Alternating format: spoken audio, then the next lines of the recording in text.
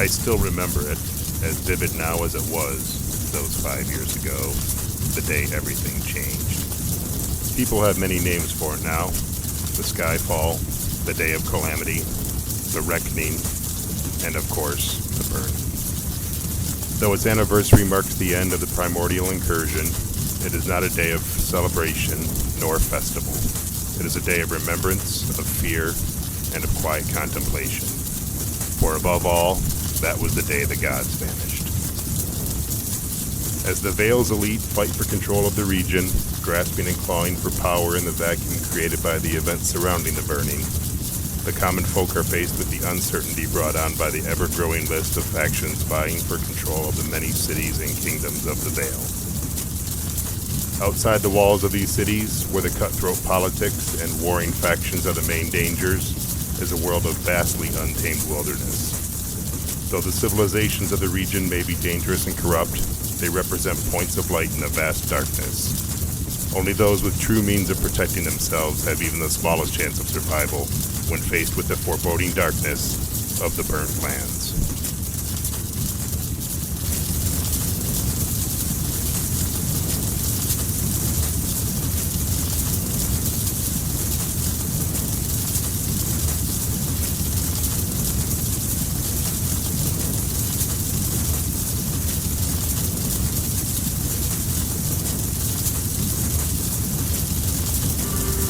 You have been chosen, each and every one of you, for a reason. That reason is unique for each of you. Some of you because of who you are. Others because of what you have accomplished thus far. And the rest for the potential that lies within you, waiting to come to the surface. This charter beyond the God's Wall will shape the kingdom of Briarwood, if not the entire realm of mortals, in this age of ash and in the ages to come. You chosen few will lead us in the refounding of the Vale of Loriel, in the name of the kingdom of Briarwood and the dawn. Now go forth and bring glory upon our kingdom. The hope of the realm is upon you, and the faith of Briarwood shall be with you every step of the way.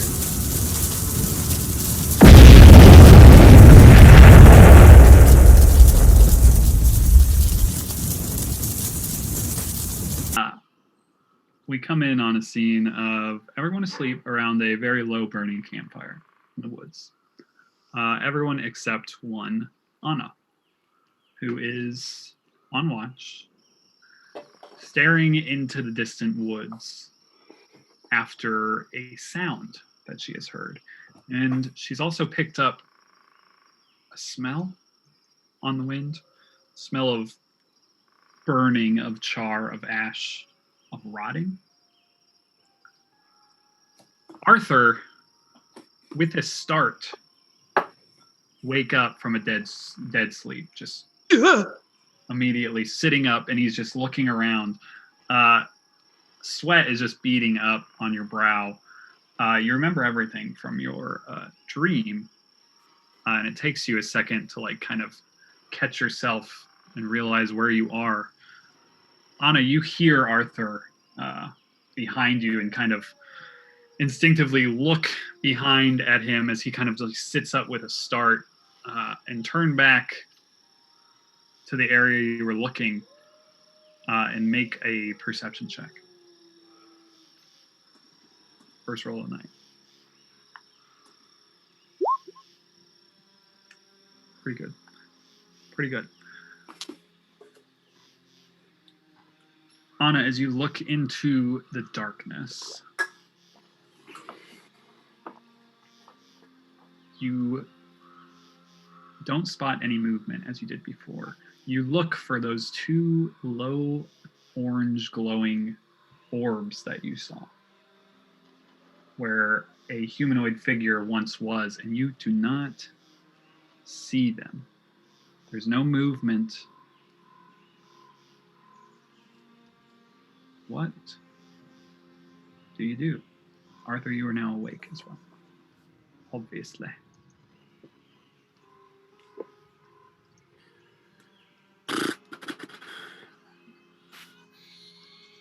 Anna will turn to Arthur and look at him and just sort of normal volume, not caring if really anybody else wakes or sleeps, and just be like, Arthur, did you hear that? Are you all right? She'll have an arrow drawn, just kind of nervy. I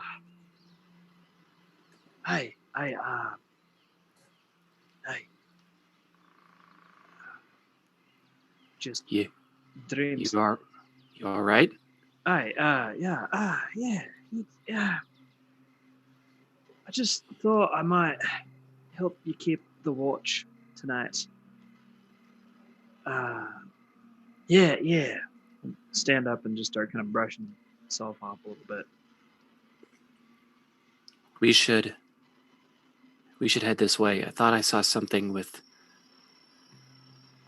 orange eyes, but then I don't see it anymore. I beg your pardon. I know it's odd, but I thought I saw some sort of person or humanoid or the orange eyes, and then it was gone. And then you were awake. Does that make any sense to you? No, I mean, if we're to go exploring off by ourselves, we might as well wake the others. You think? You can't leave the watch to go chasing after orange eyes in the night without at least No. leaving another watch, can you? No. Do you want to stay here near the fire? I can go with you if you're hell bent on going, but should No. let somebody else know.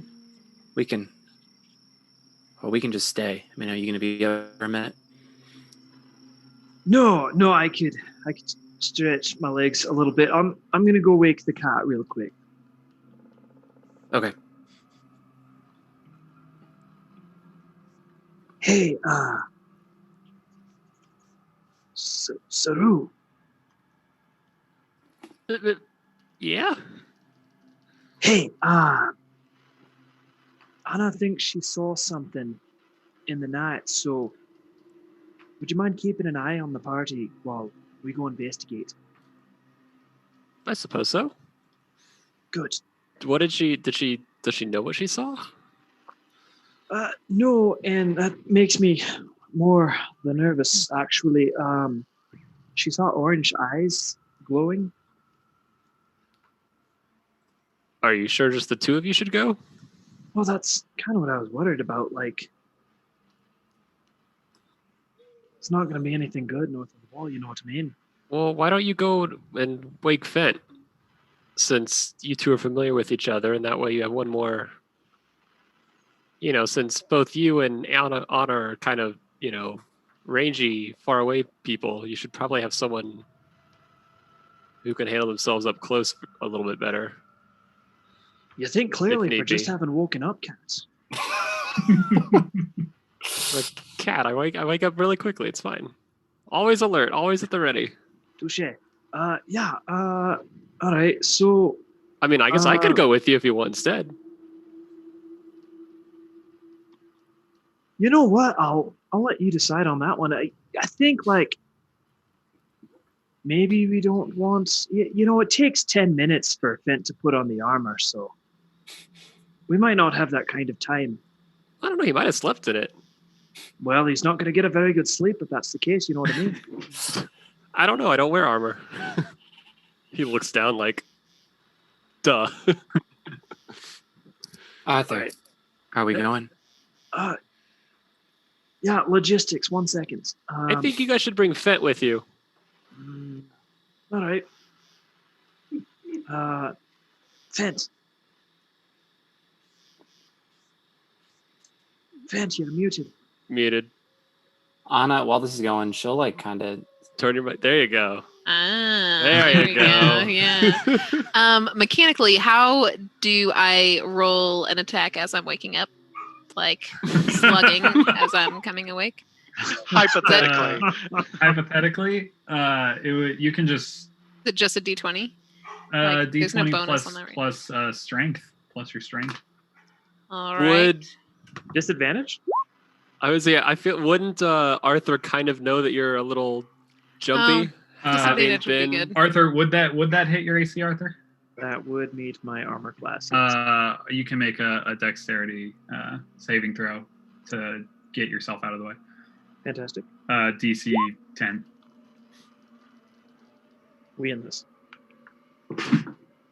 So You're good. Yeah. So you swing. Arthur's just quick enough to kind of move out of the way. Ow, sorry, buddy. What's going God, on? sign of the Dawnhammer. Yeah. Fence. Get your sword. We're going with Anna. She saw something. Fent rolls out of bed without his armor on because he's not an idiot. And gets his sword. Let's go. All right. Oh wait, let's go. All right. You can't see that well in the dark like me, can you? Nope. This will go swimmingly. Amount of time it takes to get a search party assembled. I do have And the divine night, the sense night though. vision capabilities. This is going great. Good. Sounds like Arthur's been hitting that red potion pretty hard. Mm-hmm.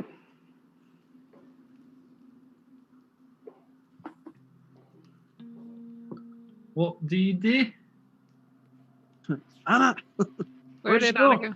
Oh, you don't see her. Are we both blind? Do you have dark vision? No. Would Ah, you like fuck. a? Would Surely you like the a cat torch or does. Oh something? wait, yeah, but I wasn't gonna go with you. No. So if you guys don't say you can't see, then I'm just gonna let you guys go. 'Cause Would it make more sense to send the cat who can see in the dark and I'll stand watch? Guys. Also not guys, seeing in the dark. It's a lot of logistics. guys, just light it. 20 minutes Just away. let's light a torch. Come on. Okay. I'm exploring. Yeah, Fent will light a torch. If you wouldn't mind. Did that work? No. What the fuck? What the Did that fuck? work? No. All right, hold on. If everyone would just not move for a moment. Let me reboot the old. I think Arthur has a torch left. No, You we're only used running none low. last time? We're running really He low. used almost all the torches anyone had at that. All right, I'm spinning up a new API. Everything looks good. Great. Oh, I have a hooded lantern actually. Can I use that? Yes, I'm just gonna give you a torch. How's Oh. that? that Oh, worked. Boom. Start. bright as the day. So what's your plan, everybody?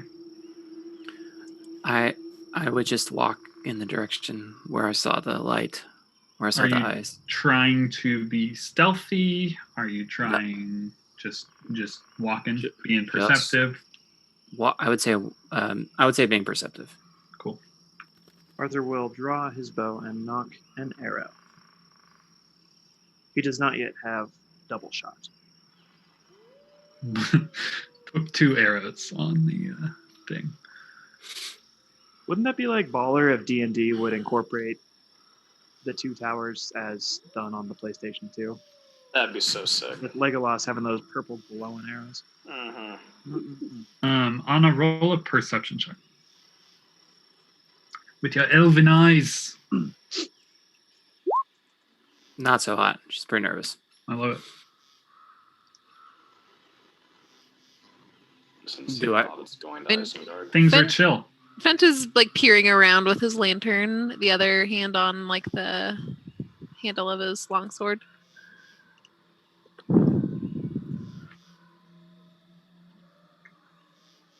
Anna, when you get about there, You notice in this direction here. Can you see my ping? Yes. There is a figure just standing among the trees.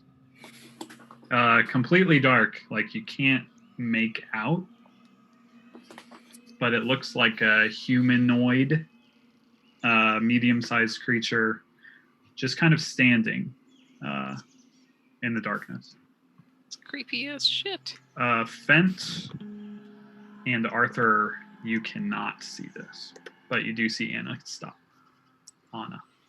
Anna will start knock an arrow like Arthur and be like, and then we'll look towards the humanoid creature and be like, show yourselves. Why are you here?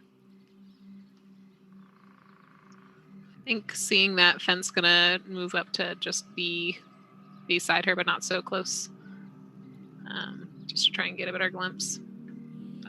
Just at the edge of your vision, Fent, you can kind of start to see like there's something, but it's really hard to make out. It'd be very easy to mistake it for like a tree or a bush or something, but knowing that something's there, you can kind of get a better look in that direction. Same with you, Arthur. There's like something at the edge of your vision, but hard to make out what it is. Anna will take a foot diagonal step closer, just as slowly, and then call it, "Who's out there? Why? Why do you disturb our camp?" Dinno.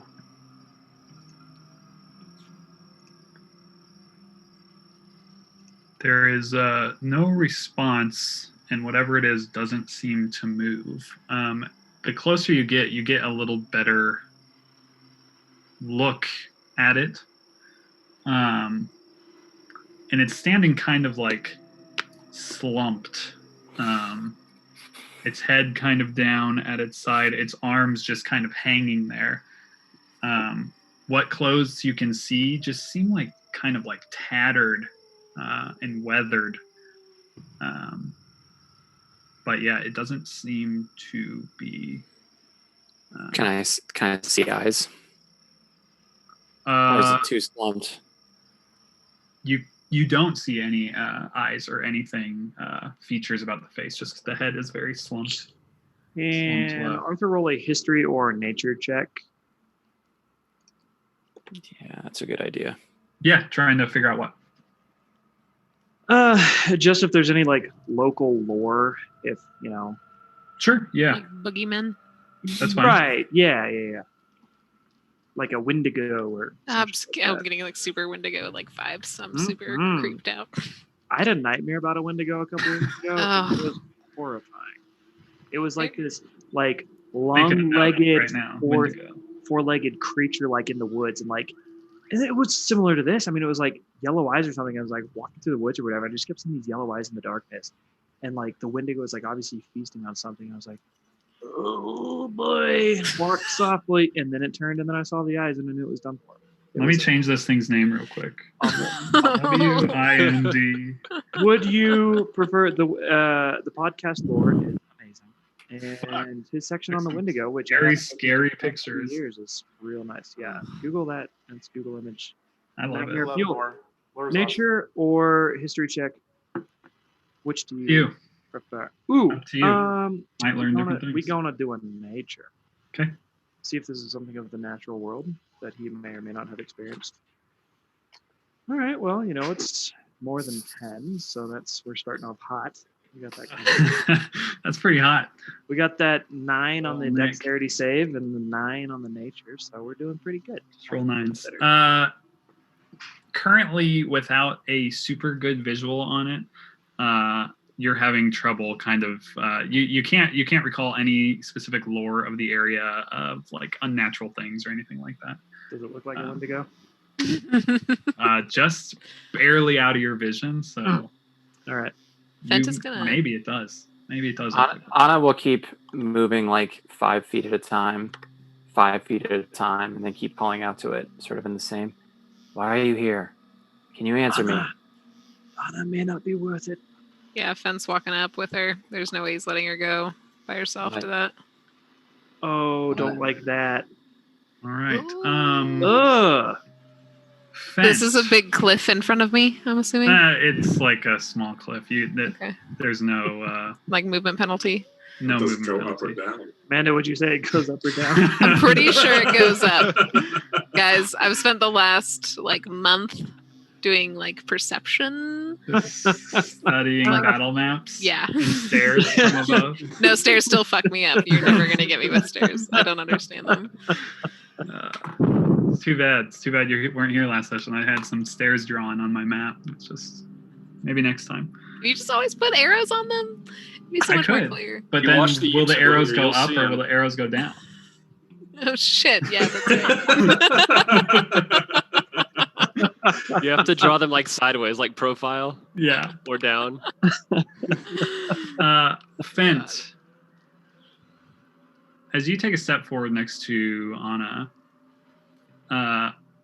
you get a better look at the creature. Arthur, as you move up, you do as well, because the light from the torch kind of like shedding across, and you all see it kind of shift. And it slowly kind of starts to rise its head. And you would suspect that it would rise its head at Anna because she is the one speaking, but it looks towards Fent.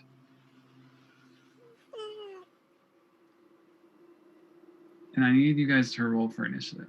I'm so scared. And everyone can roll for initiative. Hit that drop, baby. Oh, yeah. no. How did I... Oh, I like a natty one zone. Oh, we are Fent hot literally tonight, you pooped guys. himself. And let me know if you didn't get your thing I on didn't. in order. I haven't rolled a 6 or below this evening. That's What'd you get, Must be nice. Steven? 16.16. All right, all right, all right. Yikes. Jeez.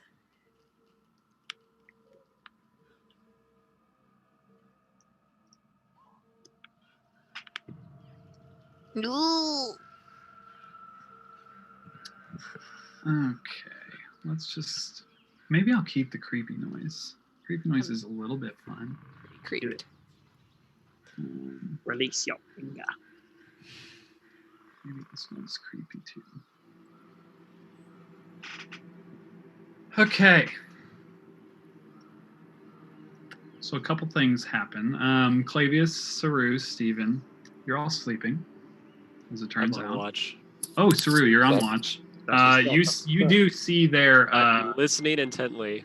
torchlight Yeah, go into the. You can see all that, I hope. And you can see that they're approaching something in the woods. Let me turn this down a little bit. You can see that they're approaching a humanoid figure of some kind. But that's about all you see right now. They've been doing it for the last few moments, you know. Yeah. Is there anything that you would like to do in the next 6 seconds? I'm gonna ready an action to where if I hear something, whether they yell or if I obviously hear like fighting, I'm gonna wake Xerxes up Love it. because I know he can see in the dark. Perfect. Steven sleeps. Sleeping lovely. Arthur, you see this thing start to look up towards Fent. Arthur First- will go. Sorry. First thing I'll have you do is make a. I'm feeling like. I'm gonna say an insight check if you would like. Not feeling it. This is like an intuition check. But I feel like insight is the right move for that. We are hot. 16. Let me do a quick thing here. Okay. You can see this orange glow kind of off the bottom of the ocular bone of this thing. You can't see its eyes. But there is something giving you the feeling that looking into these eyes would be bad. Esmeralda, is that you? There's Oh God. that's a callback right there. There's something Fantastic. about it. There's something about like you just have this feeling in the pit of your stomach. Do I feel it so strongly that I would voice it? That's up to you.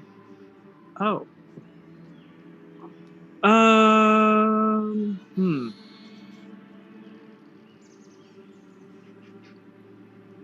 Fence, Anna, do not look too closely at it. We should go back to camp very carefully. And he will step here, arrow knocked, and if it begins to move towards any of the three of them, he will loose his arrow. Love it. Anna, it's your go. Anna will take a couple steps back. You can also make the insight check if you'd like. With advantage because Arthur said what he said.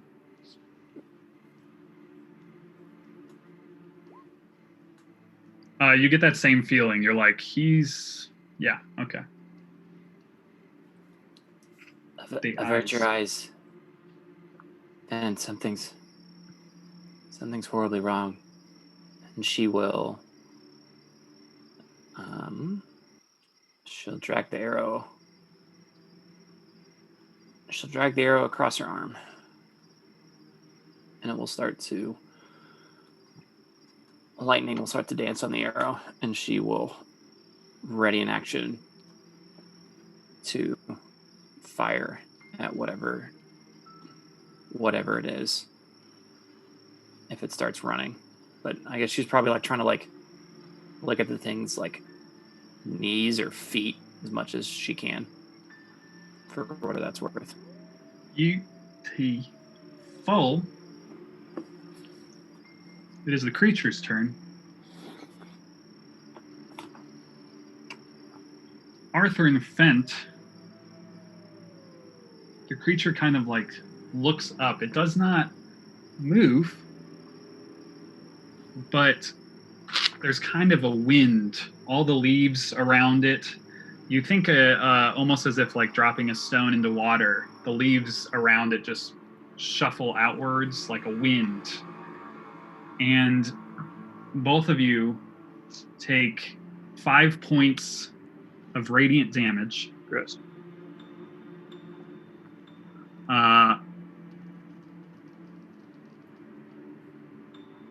And it now stands in a more rigid sense, seeming like it is at the ready, you would think. It is not standing loose. It is standing more rigid, and it is looking in your general direction. Do you think my if- descriptor counts as like an act of aggression as well, or was it specific to them moving closer? I was about to ask if either of you would take that as a trigger for your reaction. I'd be fine you deciding one way or the other. If I was to make eye contact with somebody at a bar and all of a sudden I started bleeding, I would consider that an act of aggression towards me. If you would like to take your shot, you may do so. But if you would like to take your shot, you will have to do so at disadvantage if you are averting your eyes.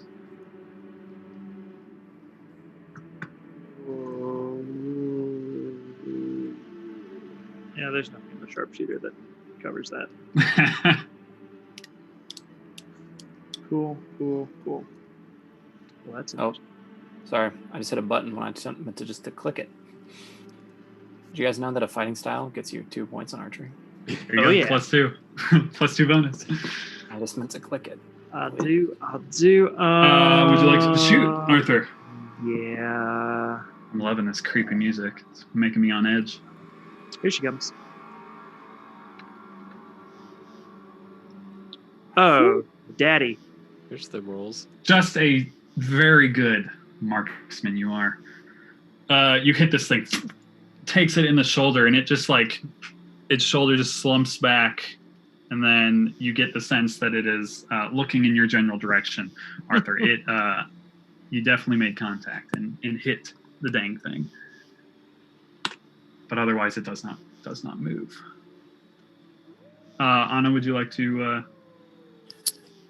Yeah, I think Arthur letting loose an arrow. There's no turning back. 10. The arrow goes into the woods.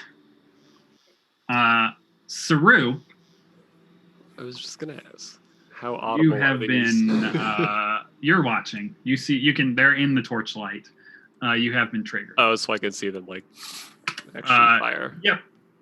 That's you something, can okay. you can see them in the torchlight. They have just fired into that general direction where you can kind of see that figure. Alrighty. We're waking up Xerxes, and we're just busting into his tent, sleeping bag, whatever he's sleeping in, Love it. and So we're just excited for Xerxes to shoot off his gun in the middle of the night. He's actually just like Fent, and he just instead of punching, he shoots anyone that wakes him up. Mm-hmm. It just keeps that hand banger right under his pillow. Bam! That's his So- right as a citizen. Yeah, that's that is your right as a gun carrying. I know my rights. so yeah, he's just shaking Xerxes and going, Xerxes, wake up, we got a problem. And he's like kind of trying to be like semi-quiet to not wake everybody else, but at the same time, like it's urgent, so he's not like just just poking him, hoping he wakes up. Sure. He wants to give him like an What's extra going on? 6 seconds before the gun goes off and wakes them. Fent, Arthur, and Anna went in the woods going after some glowy-eyed something or other, and they left me on watch, but I could see them just shoot arrows at something, so I don't know if we need to go back them up, but then someone should still stay here with the camp. I'll go wake But- the others. Not a lot of people can see in the dark, even though they have a lantern. Wake them. I'll go. So Xerxes is gonna try to dash. So he's So gonna, you'll have to stand Right. up, half your movement. I was just gonna Because say you he's just gonna trip he's tired. because he's not fully awake and he's old. Yeah, just half asleep. Yeah, you can for sure get at least 30 feet if you would like in that direction. Stumbling through the woods, half awake. Half awake. And you can shoot at Fent if you would like, just like, oh, there's a humanoid figure. I better. Fent, it is your go. You've been told to avert your eyes. You can make an insight check if you'd like to get that sense for yourself. But you do, your companions have told you to avert your eyes. And feels very comfortable trusting them Okay. in this sense. Averting his eyes, dropping the lantern, hoping it doesn't break. Okay. He's gonna draw a short bow and fire. You drop your sword too. Yeah, also, well, I didn't have it drawn. I had my handle on like the Yeah, hilt the of it. hand was on the sword. So is that too many moves? Ah! Ah, No, you'll fuck, be good. Fuck. Did I break it? Did I actually break the lantern when I dropped I'm- it? That would fuck us a little bit. I'm adding it, just not on your person. Use your movement to set it down softly. I'm gonna do that. I'm so ready On to a bed fight. of Oh, no. feathers. Just like grip it with your teeth. That would have been smart. Do you have like a hook on your belt somewhere? That Or would have use been some... smart. Yeah. Yeah, Sorry. something like that. Hands off the chest, Um, please. Dropped and drawn and firing Yeah. my short bow at disadvantage. 9 is not going to do it. Hmm. As the arrow just hits a nearby tree. Is there a Very way? hard to shoot something without looking at it, unless you're a pro sharpshooter. Like Is there a way to like perceive if it's undead or not, or what it is? yeah, exact- you can roll a nature or religion check if you would like. Your choice. I don't want to roll that at disadvantage. Sorry. 15 will do. It does give you the sense of it is something that does not seem to be living. It is undead. Interesting. You suspect. That's it. All right. Ben. Isabel sleeps. Clavius sleeps. Saru, it is your go. I'm just gonna. Yeah, nope. I'm just gonna basically yell at the three people. Well, I guess there's four because Sir Garen's there. So I'm just gonna, Sir Garen, Isabel, Stephen, Clavius, wake up. We got a problem. And then Beautiful. that's it. As your action, you are able to wake everyone up with your voice. Everyone is now awake. I feel like I should add him to the order at least. Borseal will probably hang out where he is. Because... Stephen, you are awoken to the voice of Saru. Telling everyone to wake up. I don't want to go to school this morning. But mother, I don't want to go to school today. Wait, what? What's going on? Anna, Finn, Arthur went off chasing some glowy-eyed thing in the woods, and I saw them shoot arrows, and so now I'm just making sure everybody's up just in case. Xerxes is going to meet them. Wait, Anna went where? And Stephen will grab his crossbow, stand up, and... Which way did I go? Could I get a dash for 30 feet with standing up there, Michael? Yep, that's fine. Which way? And he'll just kind of he sees Xerxes over there, so he'll kind of... Yeah, and you run can after see him. the torchlight in the distance, Oh, that's right, yeah, thank you. which would give you a nice little beacon of light to run towards, like a moth to the flame. Mm-hmm. All right. Arthur.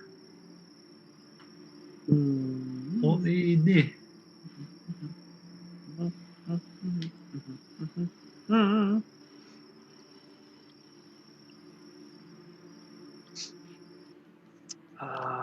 Fint, watch yourself.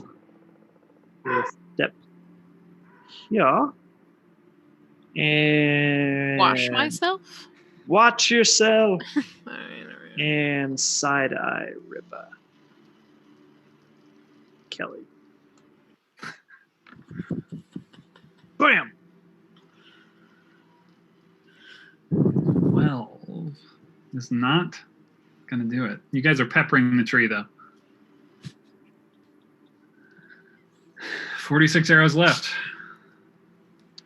I didn't. I should have bought like another 50. Anything else you'd like to do?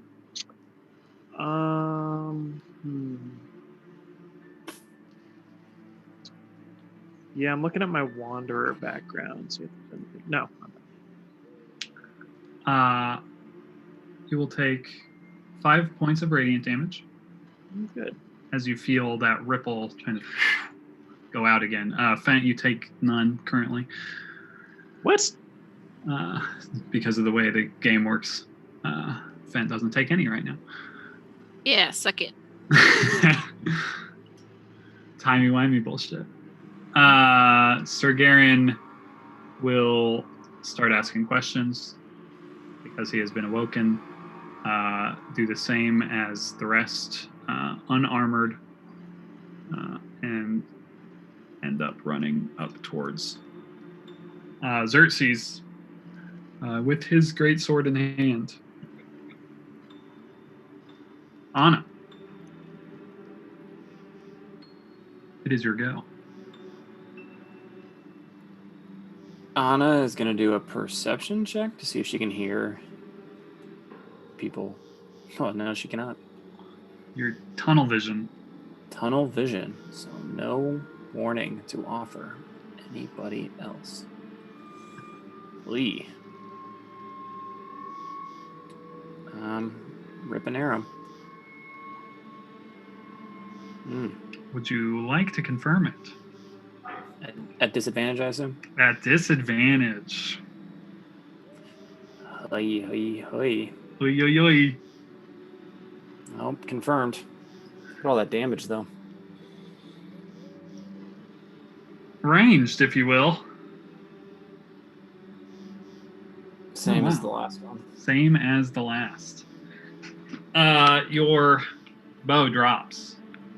No, I rolled Oh, it this. does not drop yet. Yeah, roll the dex. You hold on to your bow. Hold on to your bow, but yeah, it just doesn't feel good as it snaps against your hand, your thumb. Is there anything else you'd like to do? Ooh, can you still not hear me? Was that just mumbling? No. Yeah, what's up with you? Oh, Court, we can hear him. Ooh. It's a Oh. shame. I don't know what we can hear. Whoever's on the phone. Oh, somebody. Nah, I don't know you what we're hearing. too. I need to get it a little faster though. Craft. Don't tell me Does what's it's so Nate? much up. No? No, I was muted.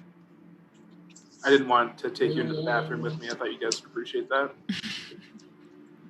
I don't know where the sound is I coming assume from. it's Court talking on the phone, is it not, Amanda? No, that wasn't Court Craft. is getting ingredients for chocolate chip cookies at the store. How cute is that? He's nesting really hard right now. That's what heroes do. Must be your roommate or something, Croft. No big deal. I couldn't tell where it was coming from. It didn't do the little yellow thing, so I couldn't tell. Croft muted himself now, so it's probably that. Yeah, I think it was Croft. I was just like, what is that noise? I'm getting scared. The zombie's talking. Undead on a cell phone. Hilarious. All right. Anna, what was there anything else you wanted to do? Not fire at disadvantage and keep missing. But no, I'm done. Well, good.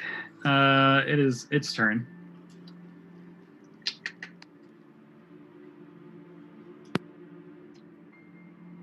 It is going to move towards Fent.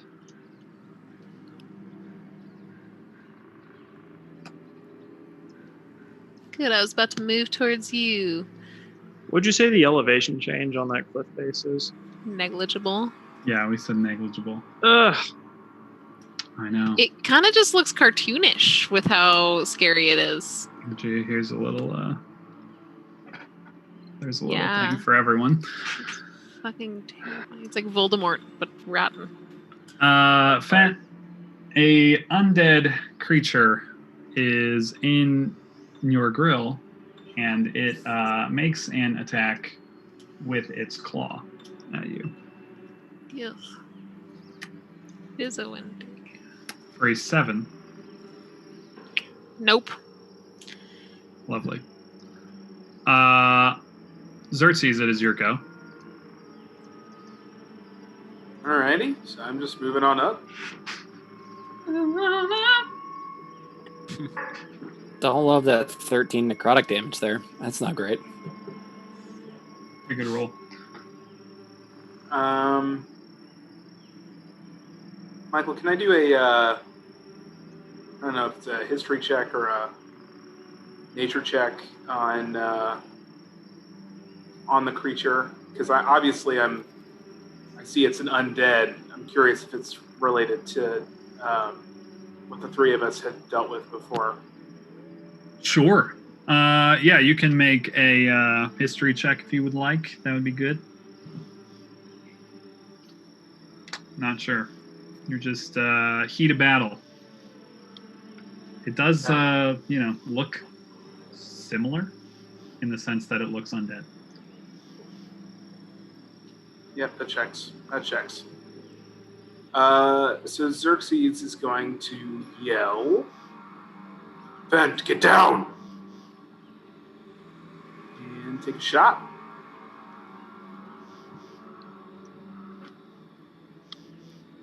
$18. Will absolutely hit. As a bullet rings out,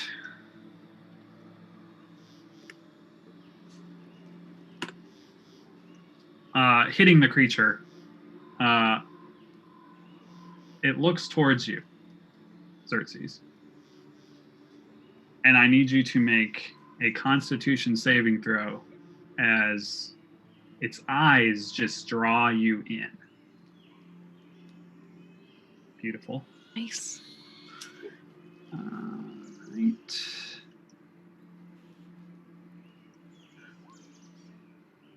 You take 10 points of necrotic damage as you feel the eyes kind of like burning into you.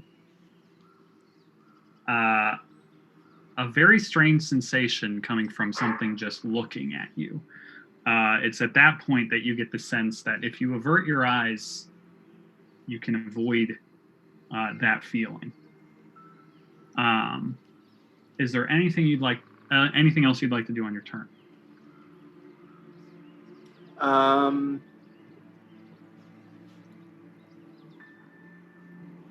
No, I don't think so. He's just going to cry out in pain and look down at the ground.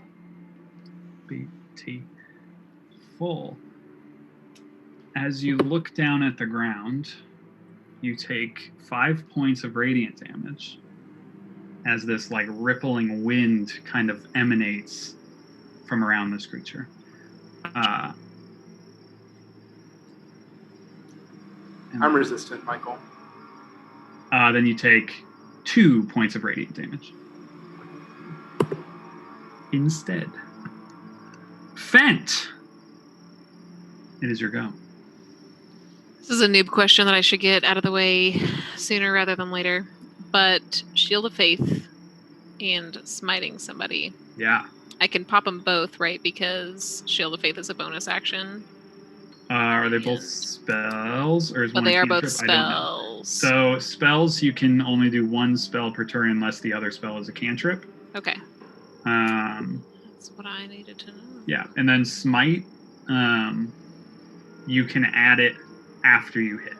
If I hit. Yeah, then I if you smite. hit, then you smite. Do I have You to don't- announce that I'm smiting before? Nope. Okay. So like, cool things about smiting.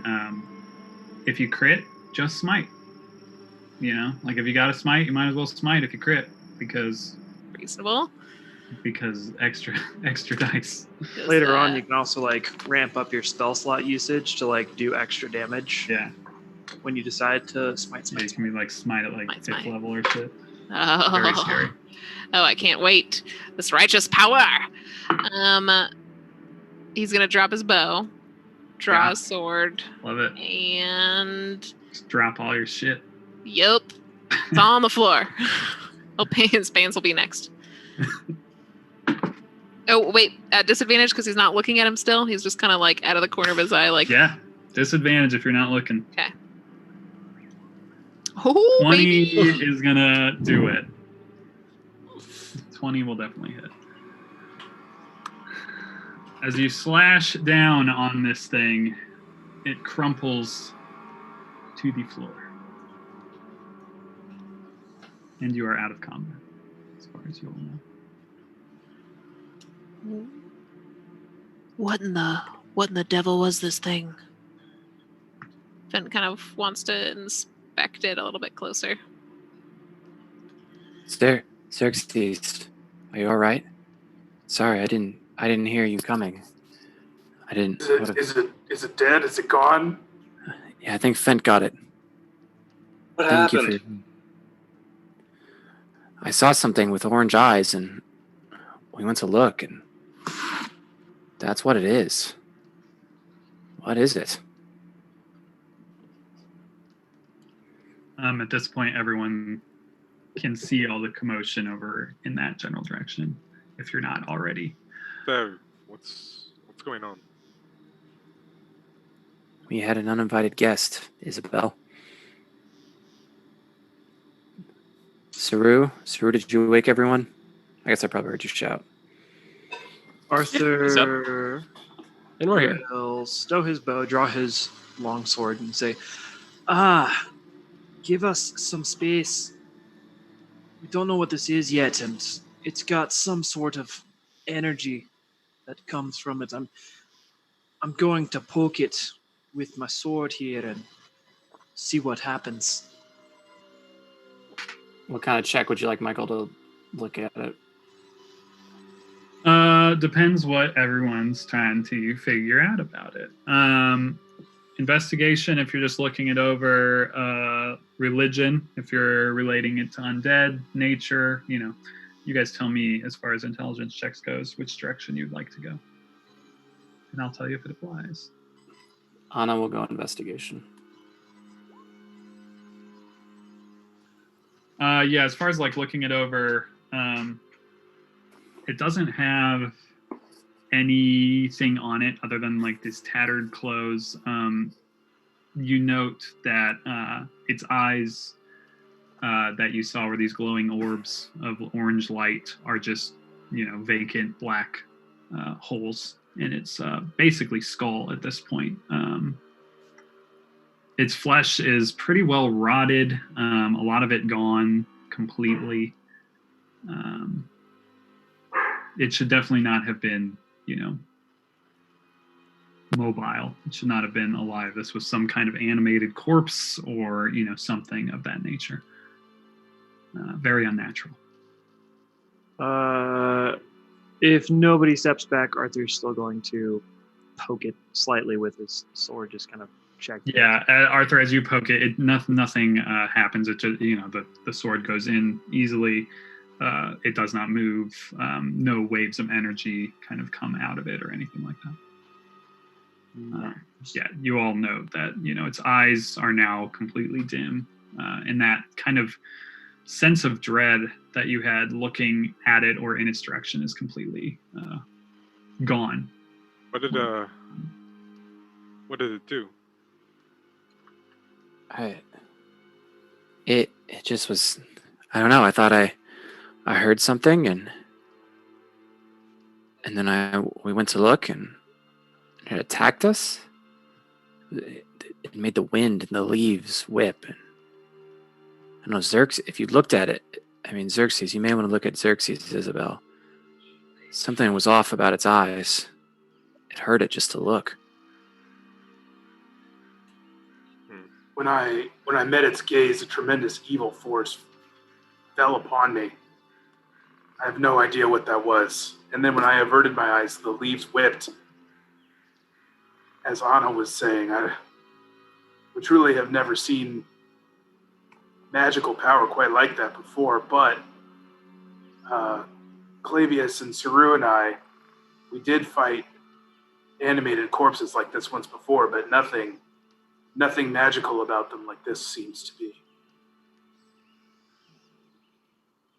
Arthur wants to roll an insight check, kind of like with the intents. Like, where I'm going with it's kind of like somebody that used to live beyond the wall and they got caught up in magical zombification or something like that. But Arthur just wants to see if an insight check can provide any sort of character knowledge for that. Cool. Isabel's gonna take a closer look. Okay. Cool. It's really dark. Very dark. Clavius, upon hearing the story about the eyes, is going to take without flinching or stopping or acknowledging or asking, he's going to take a crossbow bolt and scoop the eyes out of the head. Like with a spoon? What are you doing? Yep. Do you not have like a plastic travel spoon for that sort of activity? Yeah, so as you dig that crossbow bolt kind of into that socket, you know that there's just like it's just black emptiness, like where you expect to find these like eyeballs or something. It's just like there's nothing there. It's just a dark socket of empty. Like you can end up, you feel it, you feel the skull. It's like there's nothing there. I stick my thumbs in and feel. You feel around, and it's gross, but there's no eyeballs. Fent would like to go explore the area where this guy was standing. Take your lantern. He's gonna take his lantern with him, please, so he can see anything. Let me just Wait, no! torch you. You've been torched. Thanks. There's no other baddies. I mean, nothing else. Like, it's not like they were like hiding in a pack back here. Yeah, you can roll a investigation or survival, dependent. Ooh, It's up use to my you. not -1. Yeah, looking around for a minute, you kind of like search the area. You see some broken twigs and stuff. The ground isn't necessarily soft or anything, but you do just see the sense of like it looks like it was moving alone, as far as you can tell. Doesn't look like there's any others around the area or anything. He seems to have come alone. What does the skin look like? It looks like it's been dead for some time. What else are you trying to get at? Just like, is it just decomposed skin, or is there other mostly reasons for mostly it? decomposed. Like there's Okay. definitely like there's some weirdness, but otherwise it's just generally decomposed. And you see as it's not necessarily that you were up here when it was standing up, but its skin, is less taut even now than it was, and it's just kind of slopping off of the bone. There's nothing about this that looks like it should have been able to been standing, let alone attacking or clawing at people. Isabel puts her gloves on. She's gonna just hold up one of the hands, feel it, like the elasticity of the skin and all that sort of stuff. See if it feels like there's anything else wrong with it. Ciro asks what she's doing or what she's feeling for. Just trying to figure out what caused this. Beyond just death, or? The way you described it seems like it's more than just death. Has anyone seen anything like this? Anybody? Michael, would I know anything about the classification of this? Meaning what exactly? It doesn't necessarily. No, I don't think so. As far as I can. I'm watching. Sorry, Clavius. Clavius is what. I'm into it. Is watching Isabel very intently with the power of 1,000 bottle caps. Isabel pulls out a scalpel. Does this thing have like clothes on it at all? Yeah, there's it's kind of tattered, like rags at this point. They look like they've been drugged through, nature for some time. Right. She's gonna pull the shirt back to expose the belly, and she's going to very delicately make an incision vertically. Yeah. You don't have to roll anything for that. You do it. And she's just going to pull it open a little bit just to get a peek inside. Can you hold the light a little bit closer? And she's just stick her hand in and feel around, see if there seems anything off. Yeah, as you What the fuck? you don't necessarily feel anything out of place. There is nothing in its stomach, like just nothing. Nothing, yeah. Like, are organs missing?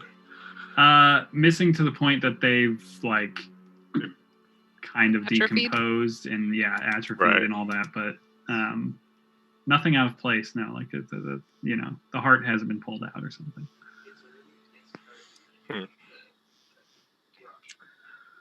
Well, this definitely has all the hallmarks of undead, I believe. But I don't know why it was doing whatever you're doing. I need to study it longer, probably. Or maybe see a live one again. Well, as live as it could be. Do you think this might not be the first one that we see wandering the wilds? Like maybe this could have been just something that we'll encounter north of the wall? We haven't been. It cannot be the only one. We haven't been north of the wall very long. It's already. It has already been quite dangerous. We need to stay on our guard. We probably is not the last one that we will see. Can Arthur try to recover ammo? Yeah. Yes. How many shots did you take? I think I took. Let me see. How many arrows do I have left? I took 2 shots. Yeah, roll a. What is it? Just roll a d4. I can't remember what the recovery thing is for the game. Just roll me a d4. Seems cool. Yeah, you get both. Oh, baby. All right. Both Anna are will head intact. Xerxes asks Isabel to perform brain surgery to recover his bullet. No, I'm just kidding. Yeah, Just so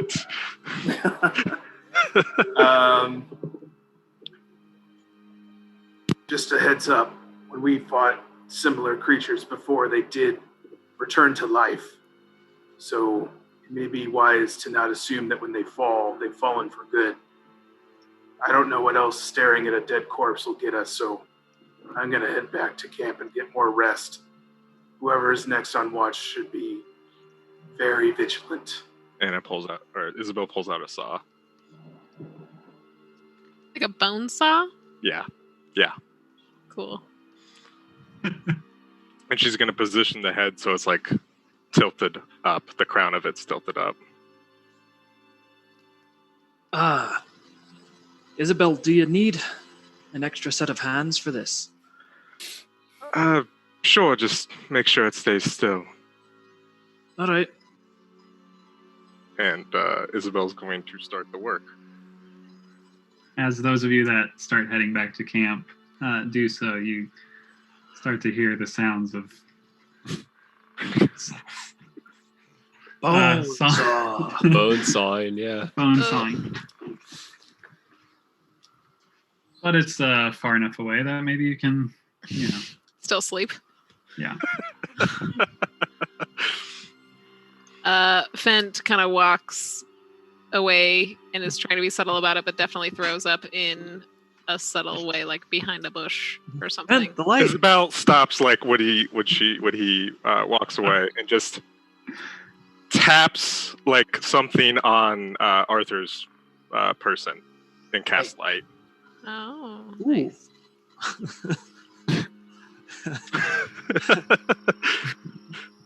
She's so cool. Ooh.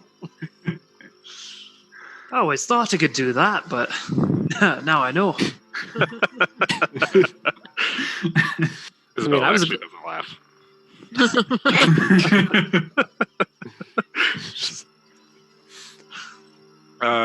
Just let me know when I get into the head. Yeah, who are those of you that are hanging out up there? The ones that are staying for the surgery. Watching with great intent. Do we need to pause to study up on human anatomy? Yeah, I'll have Amanda answer all and any questions. Please do, Got you. Amanda. Got you, bro. Yeah, you get in there. I got a anatomy book for artists. There you go. Fine. We can draw this. Think you're through the Dura. If stuff that looks like raw hamburger meat comes out. So yeah, what does the brain look like? If is it just rotted? Is it just mush on the inside? Yeah, it's mush. Is there anything like just else like just Bullet. rot and like? Yeah, you might be able to find the bullet. I look up to see and he left. It looked like it would do well being fired again, most likely. But there's just nothing. Nothing. Just looking like for the necessary. It looks tiniest like it's little a detail dead. that just looks off. Yeah, roll a medicine check. Okay. with advantage for all the work here. Look at that. 25. Wow. No advantage necessary. Going through, there's nothing standing out as out of the ordinary or, like nothing strange other than the fact that this thing has been definitely dead for some time. It seems to be rotting like almost a little more rapidly as you speak right now. Like there was something keeping it in some sort of stasis, or holding it together. Something you would probably think is something arcane or divine or something. And seeing at how like quickly it is starting to like rot and just basically like fall apart. In them telling you, obviously, this thing was walking and attacking us and all this stuff, like, believing that that's obviously true as you were asleep most of the time. It's like there's something going on here, but there's nothing, nothing inside the body that seems like, oh, it's because of this. It's, it doesn't look like, anyone specifically like made this thing happen, or anything necessarily made this thing happen in the sense of like, necromancy or anything like that. There's nothing in that realm that kind of sticks out in your brain. Right. But maybe the best you can think is like there was something, magical happening here. It's just, but nothing that was necessarily done specifically to the body itself that made that happen. Right. Arthur, you were here fighting it, right? Hey? Anna mentioned something about its gaze causing harm. Did it affect you at all? No, not the gaze. There seemed to be some sort of wind or some spirit that came from within it that tore into your soul, and he'll kind of like hold out his arms, and you can kind of see just bruising and perhaps some cuts or something where he's obviously been hurt. It did a little bit of a number on me, and I've never experienced anything like this before. Can I tell what caused the wounds? Yeah, you can tell that it is, for mechanical terms, it's radiant damage that did it. So like this, divine radiant fire, essentially. And he's saying like it kind of went out from within, some type of, mechanically speaking, there was probably an aura around it. But as far as like game terms, like, or within the world, like it emanated this divine fire, know, that like, because I've probably seen plenty of radiant damage. You've seen these effects before. Okay. But the way that he's talking about it, kind of like the spirit coming out of it, or whatever, like that it's something that kind of emanated from within this thing, just like an at-will innate ability.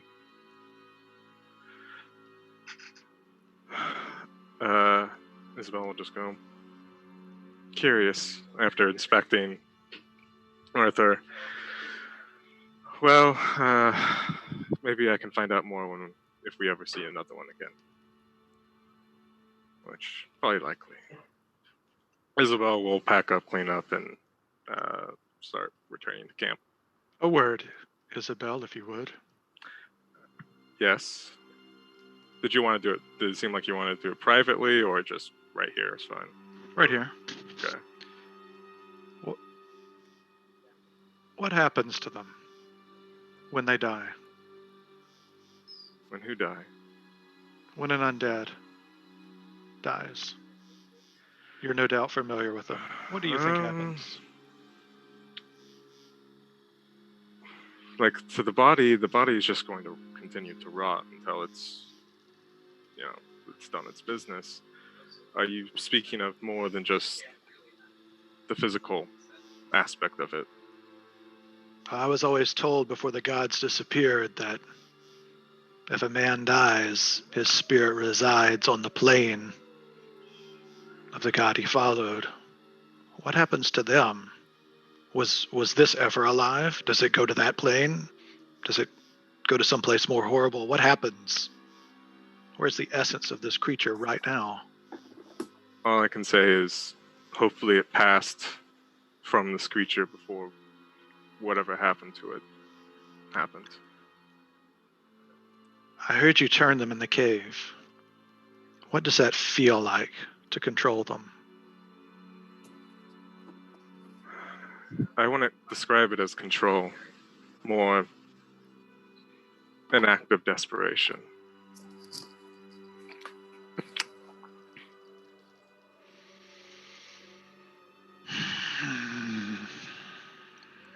It's unnerving.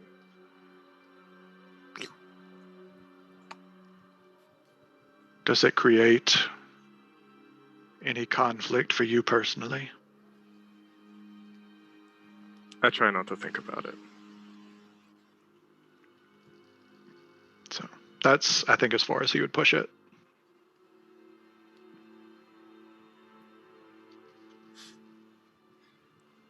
Isabel nods, returns to camp. All right. Anyone else have anything before bedding down for the rest of the night? Yeah, Sarah's gonna ask Anna,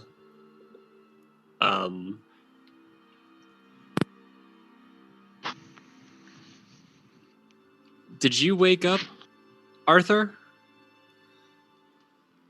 Arthur told me he woke up as well. I heard something. And then Yeah, Arthur but woke up. then you woke up Arthur, and then Arthur woke up me, and then Arthur woke up you, yes. Arthur woke up. He must be a light sleeper. I heard a noise, and then Arthur woke up. oh, okay. I kind of thought, I don't know. Did you not want to wake the rest of us up when you saw the thing, or were you going to chase it off by yourself? No, I would have not left by myself. It was pretty quick. Okay, good. Just checking. Hmm. You're not in this alone. It's good to not walk alone. Michael, from an action economy, who, if anyone, is eligible for arrest tonight based on what they did or didn't do in that fight? Currently, I think most everyone is ineligible, technically speaking. How many hours into the night? It was pretty late, so you guys will just have to take a little longer in the morning, is basically the gist of it. You guys will have to sleep, until closer to 11. Just take your rest a little longer, based on the events. Borseal, actually, I rolled. He continued to sleep. And he has not gotten up yet. Though mechanically, nobody really used spells or dailies, did they? I don't think so. We don't get our health back via full rests. Well, is it early enough that it would classify as a short rest? Yeah, you guys will all be able to have a short rest. In that case, everybody gets 1d6 hit points because of my Song of Rest. Beautiful. Oh shit. So the only thing we'd really be facing if we don't do a long rest here would just be level 1 exhaustion. Just exhaustion, yeah. Unless so if you don't want to... Why wouldn't we just... What's the rush? Yeah, as long as the DM allows it, and there's no other surprises. Well, no, just what was the rush of, not just, it was a late night, just sleeping in, At least that's what Anna would push for. I need less rest than many, but the north seems dangerous. I hate to meta too much, but So Arthur, I think Arthur's like standpoint on like we've already like it's only been what a day and a half, 2 days maybe. Like we've already kind of seen the horrors of the north of the wall. So like I think maybe collectively we might have a group discussion about like we're north of the wall, and the sooner we get to our shit and get out, the better.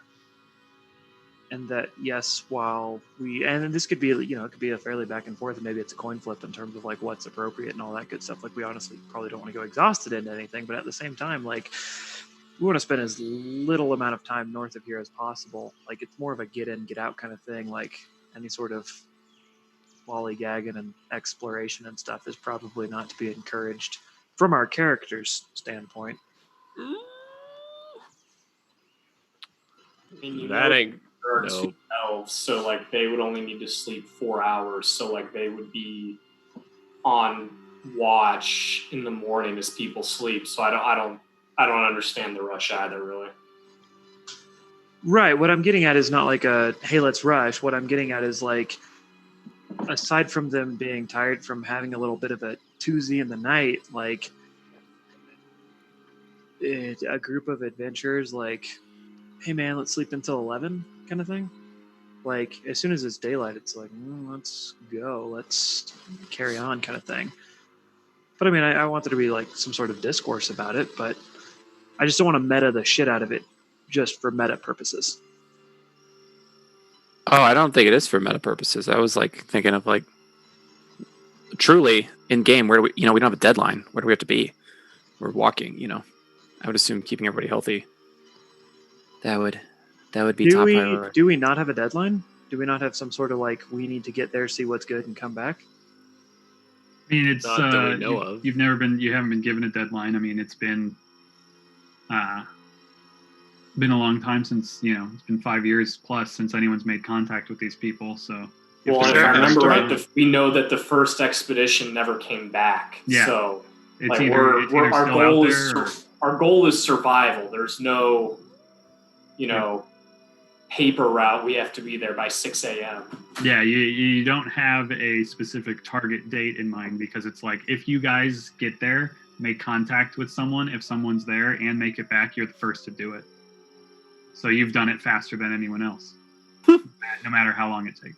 Is there an estimate on how long we're expecting it to take? And is there any possible negatives from lingering due to climate changes? Like the Donner Party. It is the fall, the beginning of fall. Here's your date. Now that we're the turning, also known as like the turning of the leaves. I can give you guys the in-world calendar. But it is the beginning of fall. So as far as it's going to take, let me give you a rough estimate here.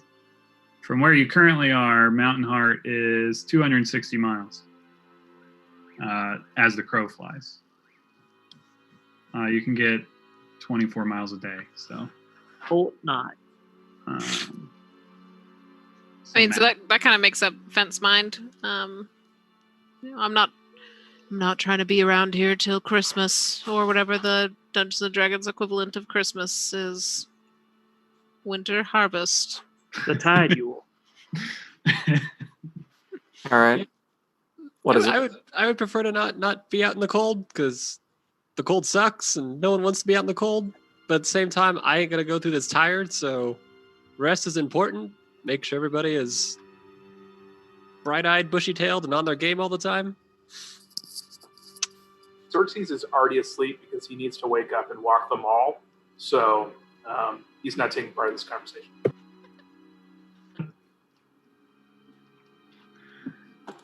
Classic.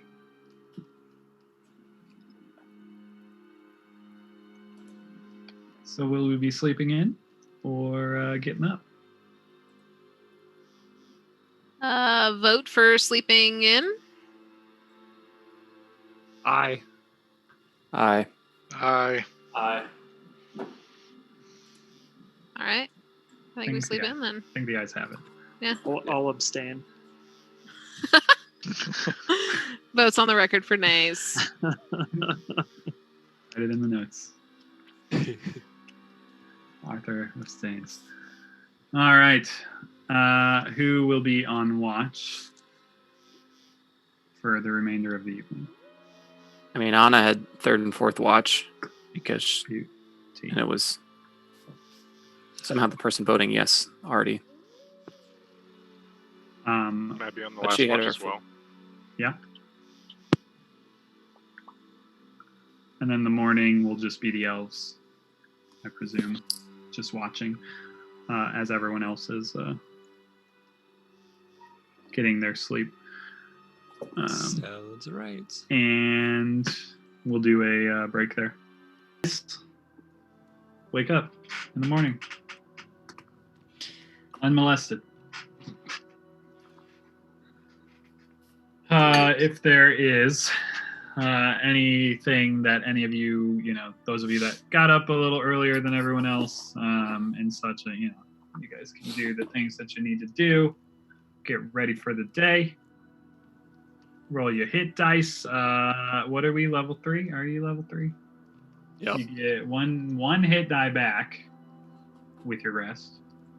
Arthur, are you just not out of anger not taking the rest? Because we voted to sleep in, right? Yeah, but you don't get your health back, my dog.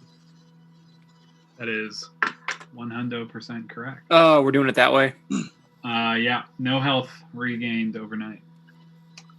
As the wilds are intense. Y'all best learn that now. So Yeah. the only way to regain health. Regain health is Is hit through dice. healing or hit dice, yeah. Okay. Healer's And by the way, kits. there's no health potions. There's not a lot of health potions so far. There are a lot of healer kits floating around. And you guys are very lucky to have a really badass healer who can use those kits in very badass ways.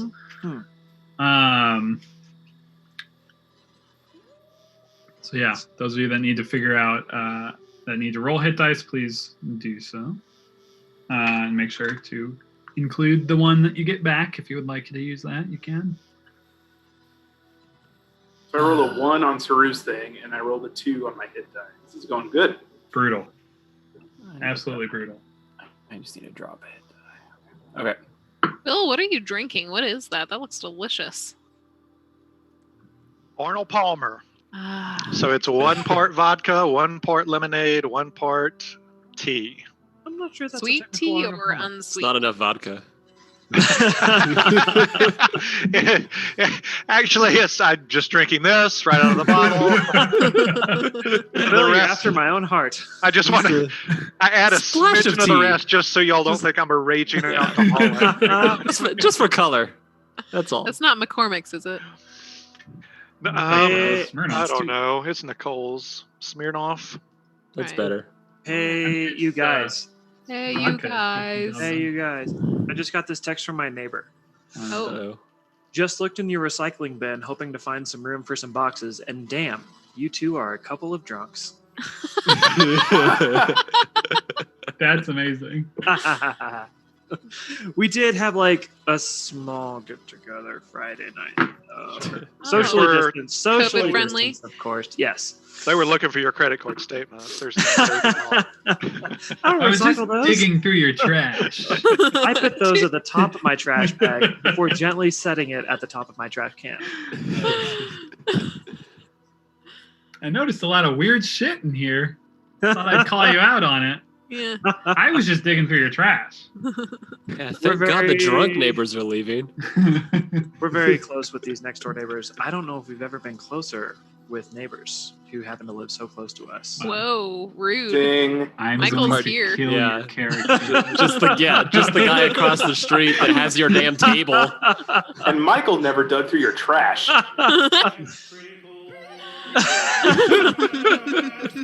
Mike, did you guys ever dig through our trash?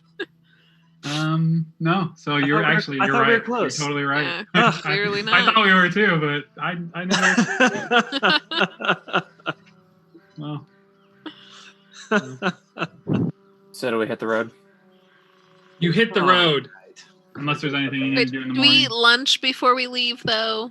It is already like 11:50. Your We might bellies as are well rumbling. stay around. Brunch. It's Brecker's. Oh, Breckers. You didn't save any fish for us? Yeah.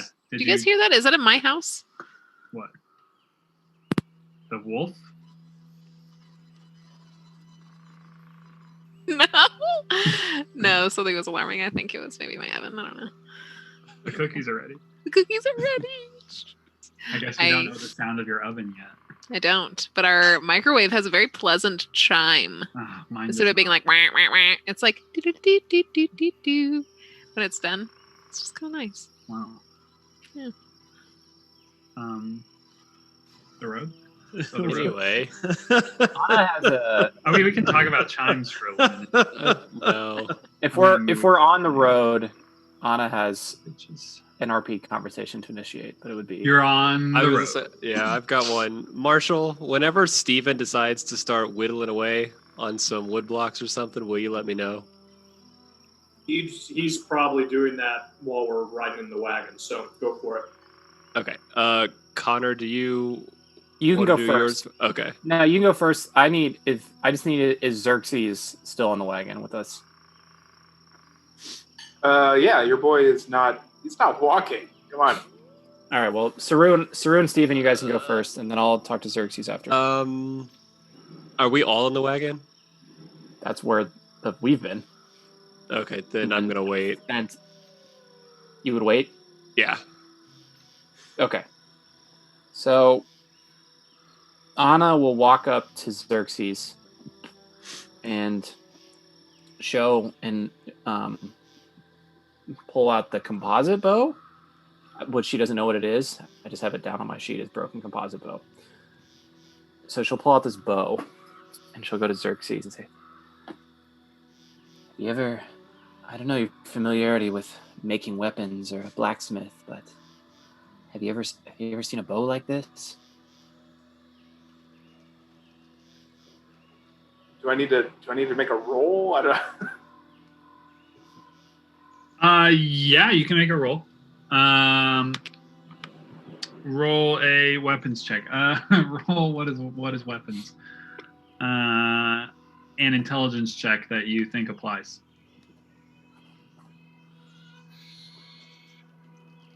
Or Goodness. straight intelligence is fine too. I don't even know.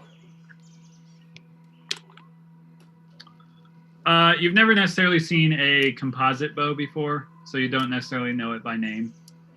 It does look like a specialized bow, though, as far as you can tell. But nothing you've necessarily encountered. Just like some kind of short bow, as far as you can tell. And you said it's broken, Connor? Yes. There's like a hair. If I remember from listening on YouTube, there's like a hairline fracture. It's not like in pieces, but there's obviously damage.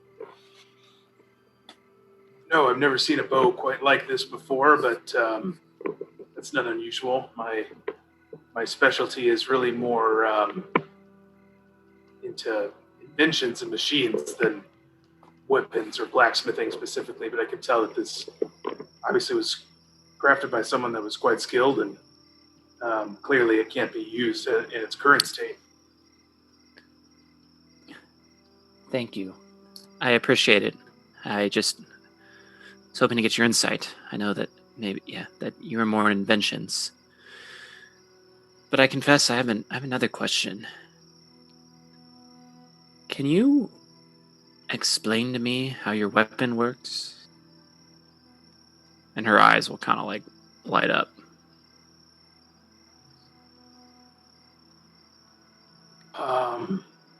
Obviously, it's a question I get quite a lot to those who are not too afraid of the horns on my head to have the conversation. When I was younger, I discovered the destructive power that a certain substance has, and I found that it had the ability to propel things at great speed. So I decided to try and fashion a weapon to see if it would work, and it fortunately did. I don't think anyone else has really figured out how this works, but It wields quite a destructive potential, and so I try not to get into specifics with people for fear that it could cause great damage to all of society. That is commendable. It's been interesting seeing you in combat. That shot down in Ulfred's tomb, whipped between Arthur and I, took a lot of precision and skill. I was impressed, and I confess that training Stephen has reminded me that even if you are working on a weapon that is not yours, or is you're not your primary, that there is insights to be gained, and that I would be a fool if I got to travel so long with the master of something so so unique, and wouldn't even ask the question. Will you teach me how your weapon works? I will not be so bold as to ask for one as dangerous as you are, or anything like that, but I think there are insights that I could be gained from practicing on a new weapon, just as I have been on the crossbow. It is just an intriguing thing, but have you ever taught anybody how to use it? Would you be willing to try?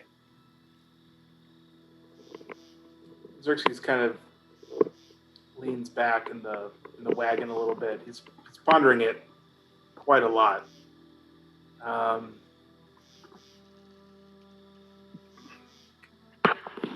fear that it may not be something that I can do.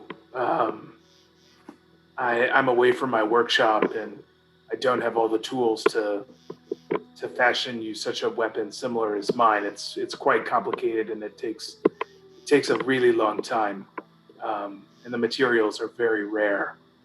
But if you continue to have this fascination with my weapon, perhaps you could practice on mine when we have downtime or something. I do understand the validity of studying others to better yourself. I think it's commendable. Ultimately, there's no substitute for experience. He kind of chuckles. I think Stephen will grow even stronger with his bow, just as he takes time. When he gets to be my age, he too could fire a similar shot as the one I did in the tomb with his crossbow, I have no doubt.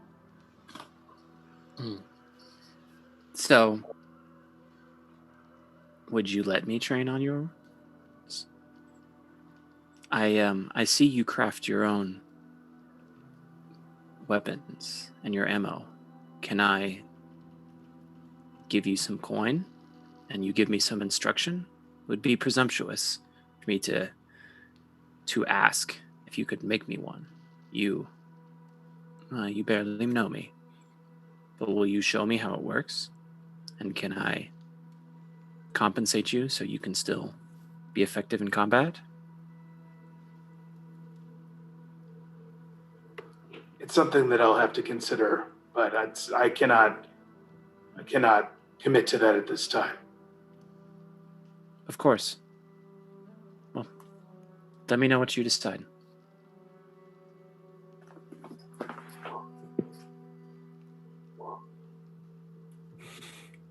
Freaking blood hunter gunslinger coming at you. There are some new feats that have come out recently that I saw in the Unearthed Arcana, and I think there were some actual gun-based feats that I saw. Just want to see there be like a double lock handgun for the Blood Hunter where he first kneecaps himself and then launches like 2d20 damage. Interesting. Can I do one more thing? Just one more thing? Yeah, always. Anna, I know that you're probably disappointed, but at least let me try and fix your bow as recompense for not being able to fulfill your request. Mm.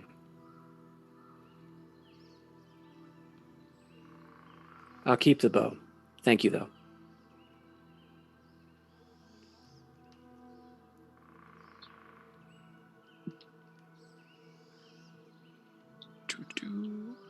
I got nothing. He's not gonna respond. Hey, Arthur. Yeah. Can you tell us about the Red Sentinels? Sure. Where are you from, Cat?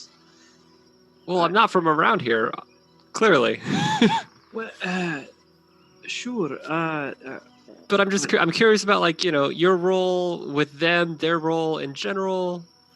I mean, prior to, the Skyfire and obviously after. I mean, you and Fen are here, so I'm guessing they're not much of a thing anymore. Are you familiar with the Sentinels verse? Oh, mayhaps not verse, but the Sentinels and the Sons of Briarwood? Nope. All right. So I think the history of both entities are that you're familiar with the God's Wall, are you not? Well, yeah, sure. All right. It seems like a good base point then.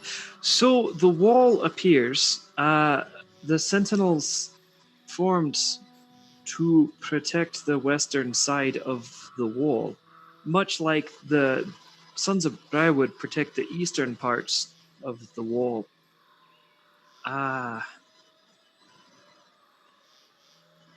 What more are you looking for?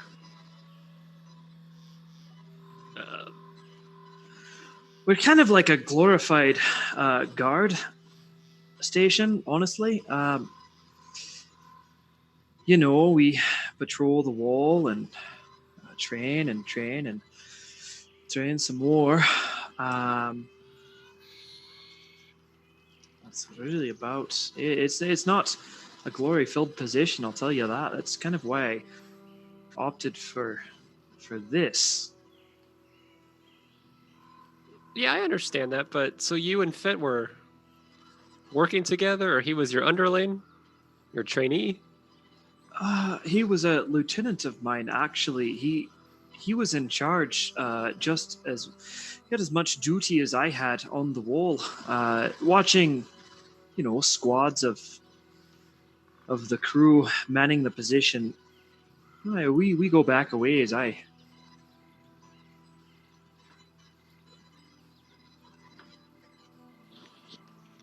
Can everybody hear this, Michael? Yeah, this is in the wagon, I'm assuming. Yeah. So if it's like if it's a fairly open. I mean, I assume people are kind of talking at the same time. Maybe not all conversations are overheard by everyone, but yeah, I mean, nobody's trying to hide anything. So yeah. Yeah, and Arthur's still kind of like they say so.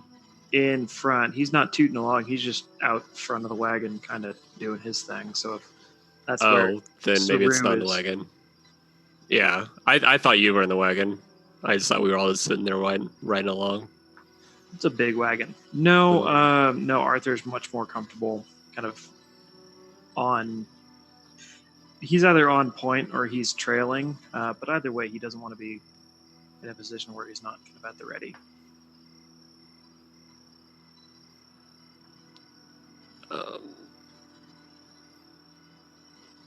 Does that just negate our conversation? No. I mean, it just means that I was in there, or I was walking next to you, or what have you again. I just, I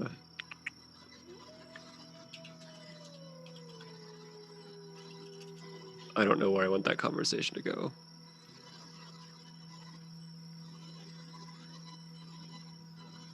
I don't think it's entirely your fault. It doesn't sound like Arthur wanted that conversation to go anywhere. That's what I'm thinking. I'm like, I kind of had an idea of where it could go, and then it kind of got shut down. So I'm like, how can I pry any more than I have? But the cards. I don't think I will. After a few hours on the roads, people walking, people riding, you guys can switch and whatnot. Arthur, you're generally outside the wagon.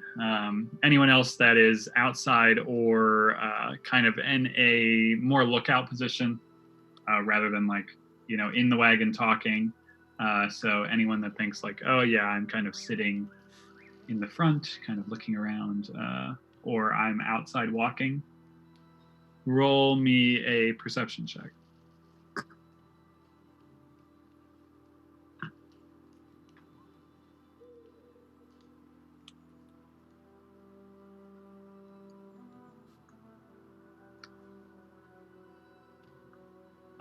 Fent and Isabel. Maybe this is actually while Saru and Arthur are kind of talking.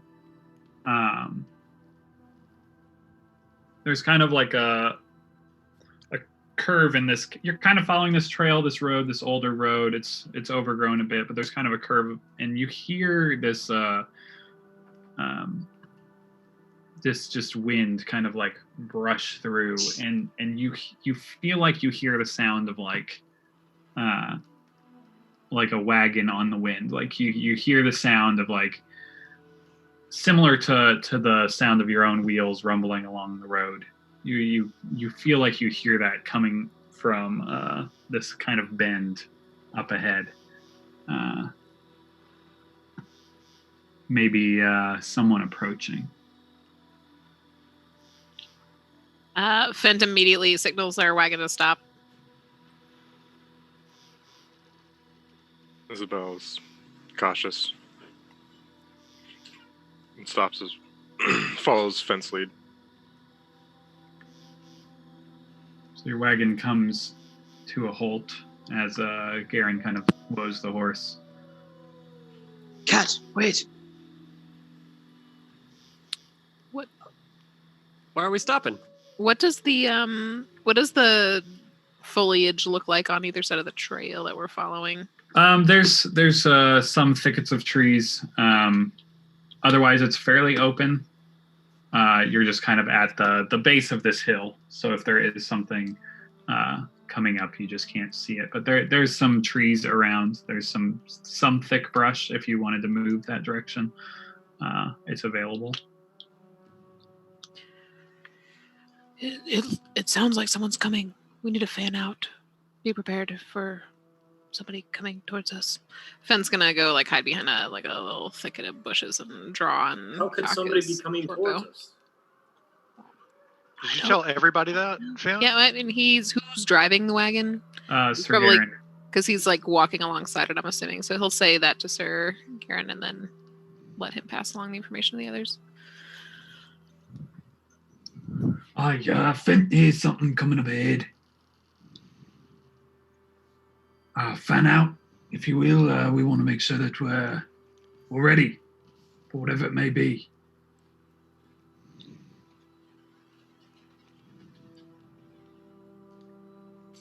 What does everyone do? Anna will leave the wagon. Steven will follow right behind her. Clavius will as well, but keep his distance. Isabel stands ready beside the wagon. Xerxes will follow Clavius. Saru, what are we doing? I'm looking at you trying to figure out why we stopped. He'll kind of motion back to the wagon, say, we need to get off into the ditch there, just like in episode 3 of Band of Brothers, titled Karen Tan. Haven't seen it. Spoiler alert. How'd you know the title of the But episode? you're supposed no. They don't. They need to get out of the ditch. No. They get in the ditch and get mowed down by the MG-34. I know. That's what I'm saying. The ditch kills people. Or the I just watched that MG-42. this I'm not last sure week. which. Did you? Oh, God. It has a special place in my heart. Oh my I watched it with my dad. I need to It was a rewatch big it. time dad show. He liked it. He liked it a lot. You are very right. That is a dad show. That's awesome. I love the opening song. Arthur are we- will why are- grab Saru and kind of usher him off the road, kind of looking back to see if he can kind of glean any information from those who kind of called out. He's kind of at a loss of what's going on, but he's kind of alert to.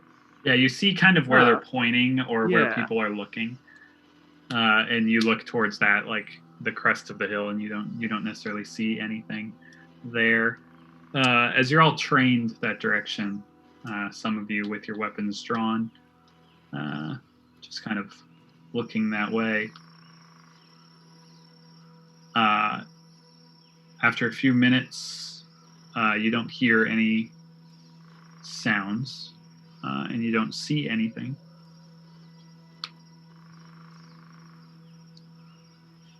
Yeah, I mean, why would there be another wagon out here? Fenn's We are going to. Oh, sorry. Go ahead. No, I was just saying we're jumpy. Oh yeah, super jumpy. This Not place without is cause, but scary still. as fuck. Fenn's gonna try to like crest the hill, but like army crawl over the crest of the hill to see like what's up on top. Make a stealth check. Very stealthy. Arthur will Not grip that stealthy. his M1 and provide cover.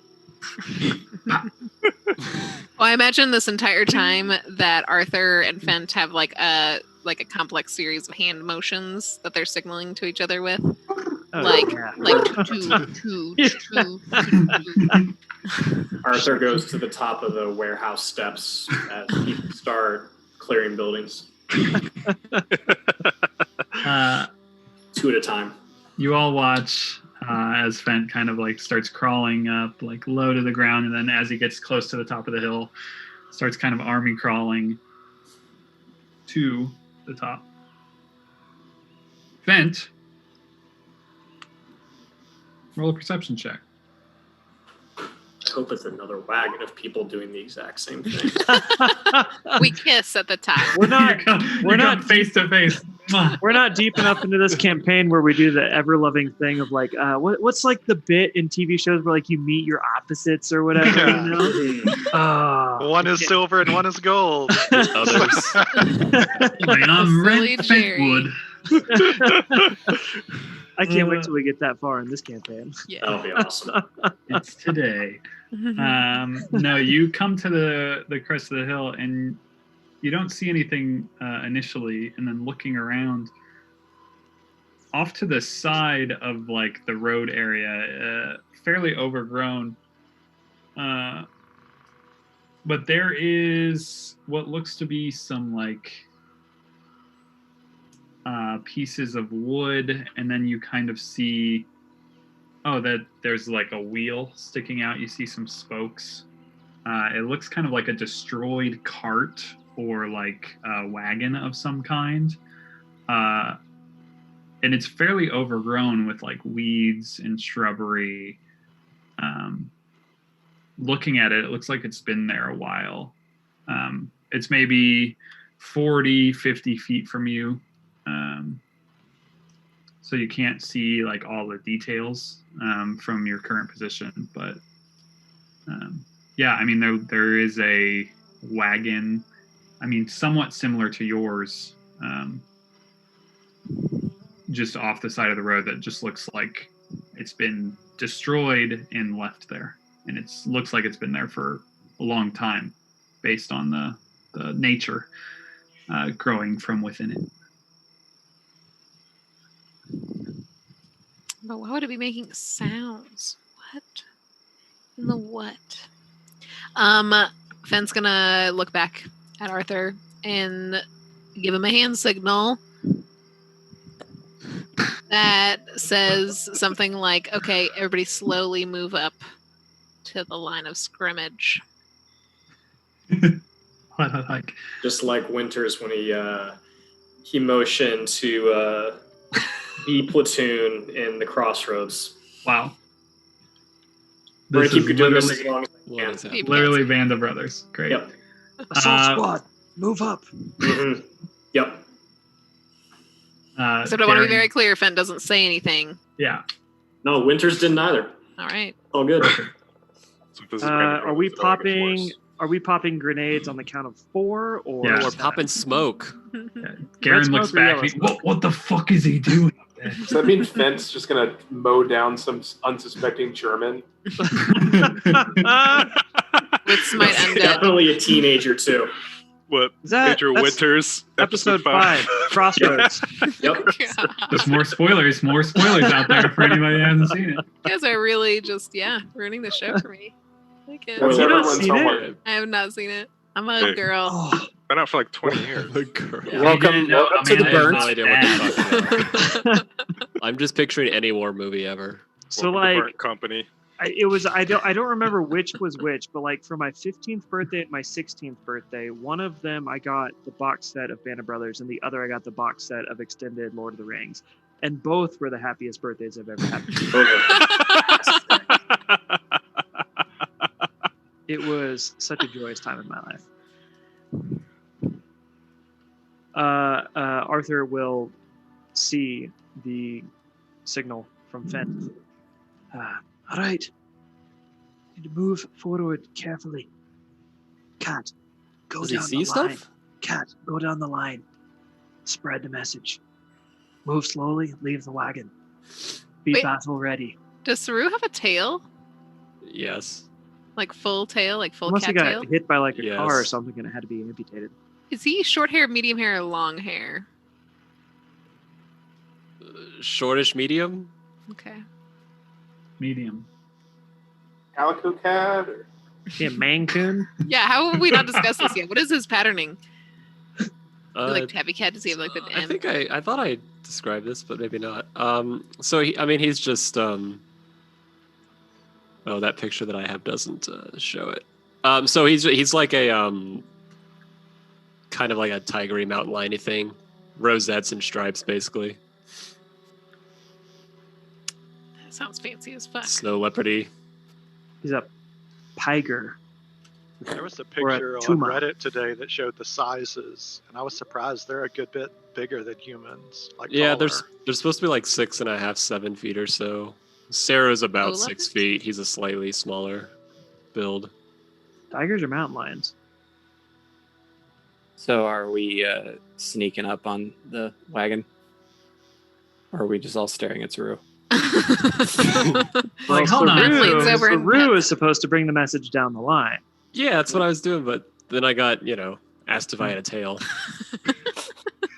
Suddenly Which, distracted. Fenn. which, in fairness, you probably wouldn't completely know because it's kind of probably behind my cloak a little bit.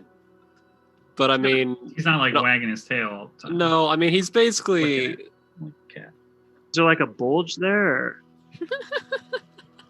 Saru, if you had to describe your bulge. God damn it. you disabled screen sharing. Okay. So, over average. It's good over reason. average in every way. What? Like I'm gonna? Rude. Hey, Saru, are you passing this along to us? Yes, I am walking or crawling or whatever the hell back. I don't even know. All Going right. back to the wagon to pass on the message that I'm pretty sure that Fence signaled with his hands that there are people up front that need help. No. There are people in a well. Hurry over the hill quickly. Lassie. Yeah. No. So move quietly, move slowly. I have no idea if he sees things or not, Is there any movement? but that's what Arthur said. Is there any movement up Fenn said. ahead? Not that you can see, Fent. No movement. So those of you that are sneaking up on the hill, please roll me stealth checks if you would like to be stealthy.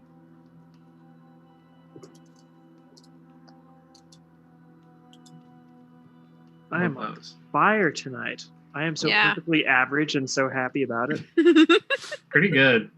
Pretty good from Arthur. 13, solid. That's a 10 on the die. That's a critical threat. I've only like crit failed once tonight. And it was for like an Famous ability last check. words. It wasn't even like, combat.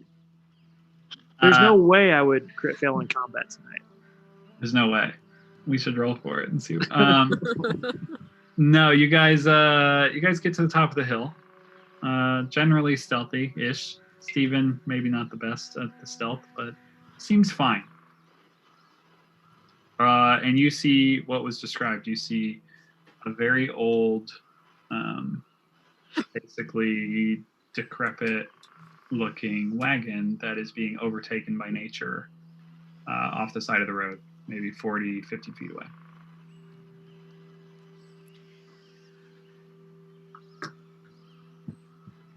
All of this was for that? Fent gives more hand signals to Arthur. Arthur, please tell me what Fent is saying. There was a sound. The other said he heard something that meant danger, or the chocolate chip cookies were subpar. They were really good, guys. They were really, really good. They were a little bit above par. You guys really need to work on your hand signals. Also true. Fent's gonna try and use cover to approach this wagon. Very difficult, but you can definitely try. Okay. What do you want? What do you want? Through the reeds. Through him. Moving with the wind. Yeah, stealth it. Ooh. You have a 5 stealth? Yeah, man, I'm rolling shit. Yeah, you move up. You're within 15 feet of the wagon. Do I smell anything? Roll perception. Arthur's got a arrow knocked. You're gonna shoot Fent? Pointed at the wagon. Oh yeah, sorry. Fent's also walking up with like a half-drawn bow. Okay. You don't smell anything. Nothing out of the ordinary. Anna will follow behind Fent, All right. heading towards the wagon. Beautiful. What's And inside? if she reaches Fent, Fent's just like attempting to move with the reeds and not actually moving. She will. Looking in the wagon. Yeah, she will just literally walk. Fent is like craning his neck. The wagon looks mostly destroyed. Obviously, it does not work at this point anymore. You know, it is very broken. Kind of looking around, there's just a lot of broken pieces of wood. Look like maybe crates that were busted up. A few barrels that seem to be like smashed. If you would like to check it more thoroughly, you can make investigation checks. There's nothing standing out.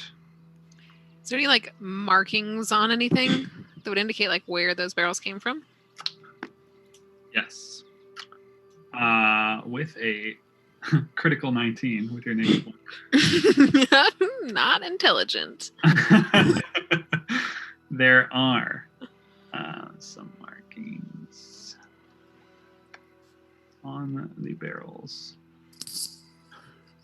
Give me 1 minute.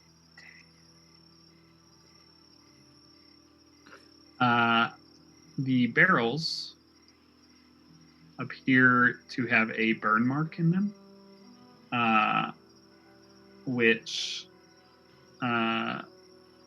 looks like the burn mark of some type of brewery.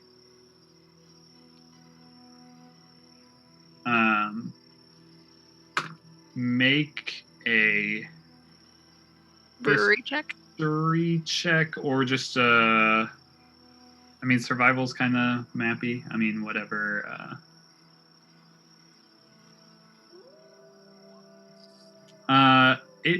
Yeah, you both. It's a fairly well-known meadery from the town of Brandy, which is here. Oh, I just moved it. Ah! Brandy's not there any longer. Brandy, come back. Up there. Ooh, that was good. Does our investigation? Do we have Yeah, any- sorry, I oh, hadn't yeah. gotten to you yet. I just was doing the.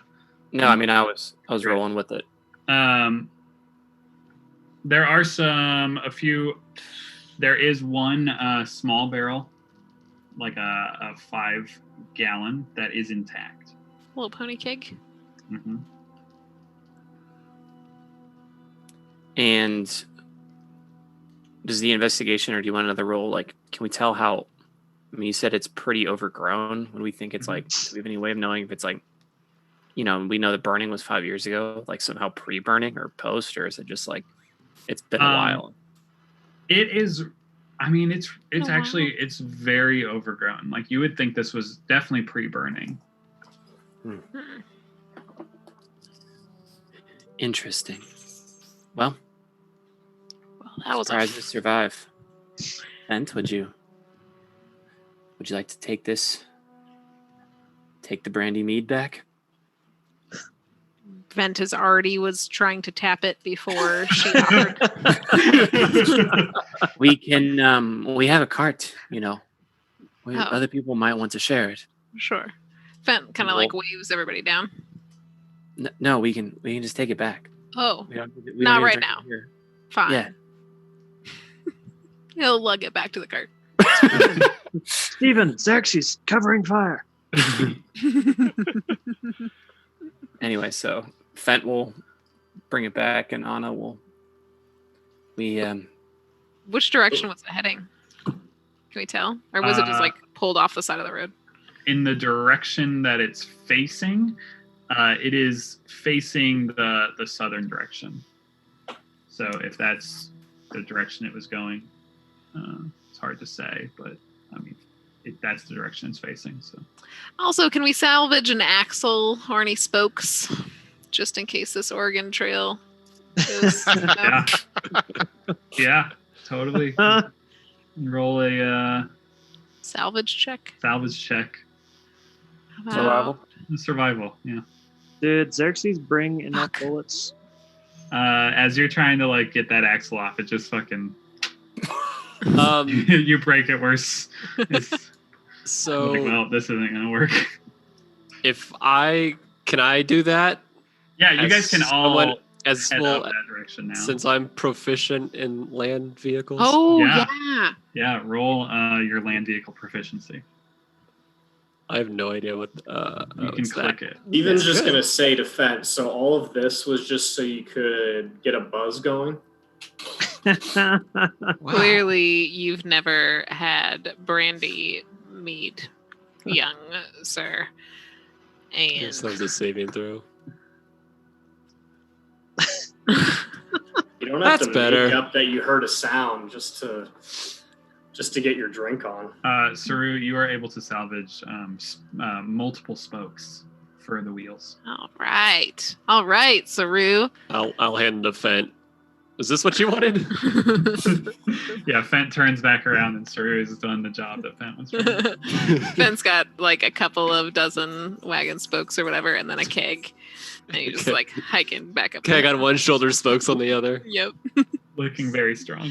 To Steven, he says there was a sound. I don't know why a collapsed wagon was making a sound, but I'm pretty sure I heard a sound.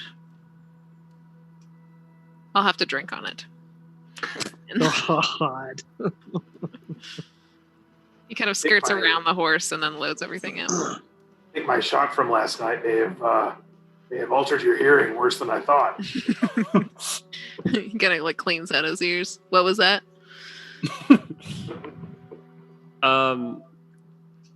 Sarah's gonna ask, was the sound like on the wind? Is What'd you that say? poetic? Was it a poetic turn of phrase? No, It no, was I mean- in my ear. Like, no. When you heard it, did it sound like it was like did it sound like the wind was blowing, but you heard it with the wind, like it wasn't a firm sound, it wasn't like a real sound. Are you asking me if I made are you asking me if I made this up? No, because when we were crossing the wall, Clavius, you can attest to this. When we were crossing over the God's Wall, we had a similar thing pop up where we heard something, but it was like the breeze. It was like the breeze rolled by, and on the breeze, when the breeze was blowing by, we could hear it, but we couldn't really figure out what it was. So I'm just wondering if it was a similar event. And since you were one of the only ones that heard it, I'm just trying to draw parallels. That's all. Fent is not a smart man and appears thoroughly confused by this and says, well, there was wind blowing when I heard the sound. Okay. and then just like carries the rest of his stuff back to the wagon. Tell me about wind. Enjoy your keg. So before he taps that, Michael, having lived in Brandy for a short time, would I know the value of that? Yes, you would.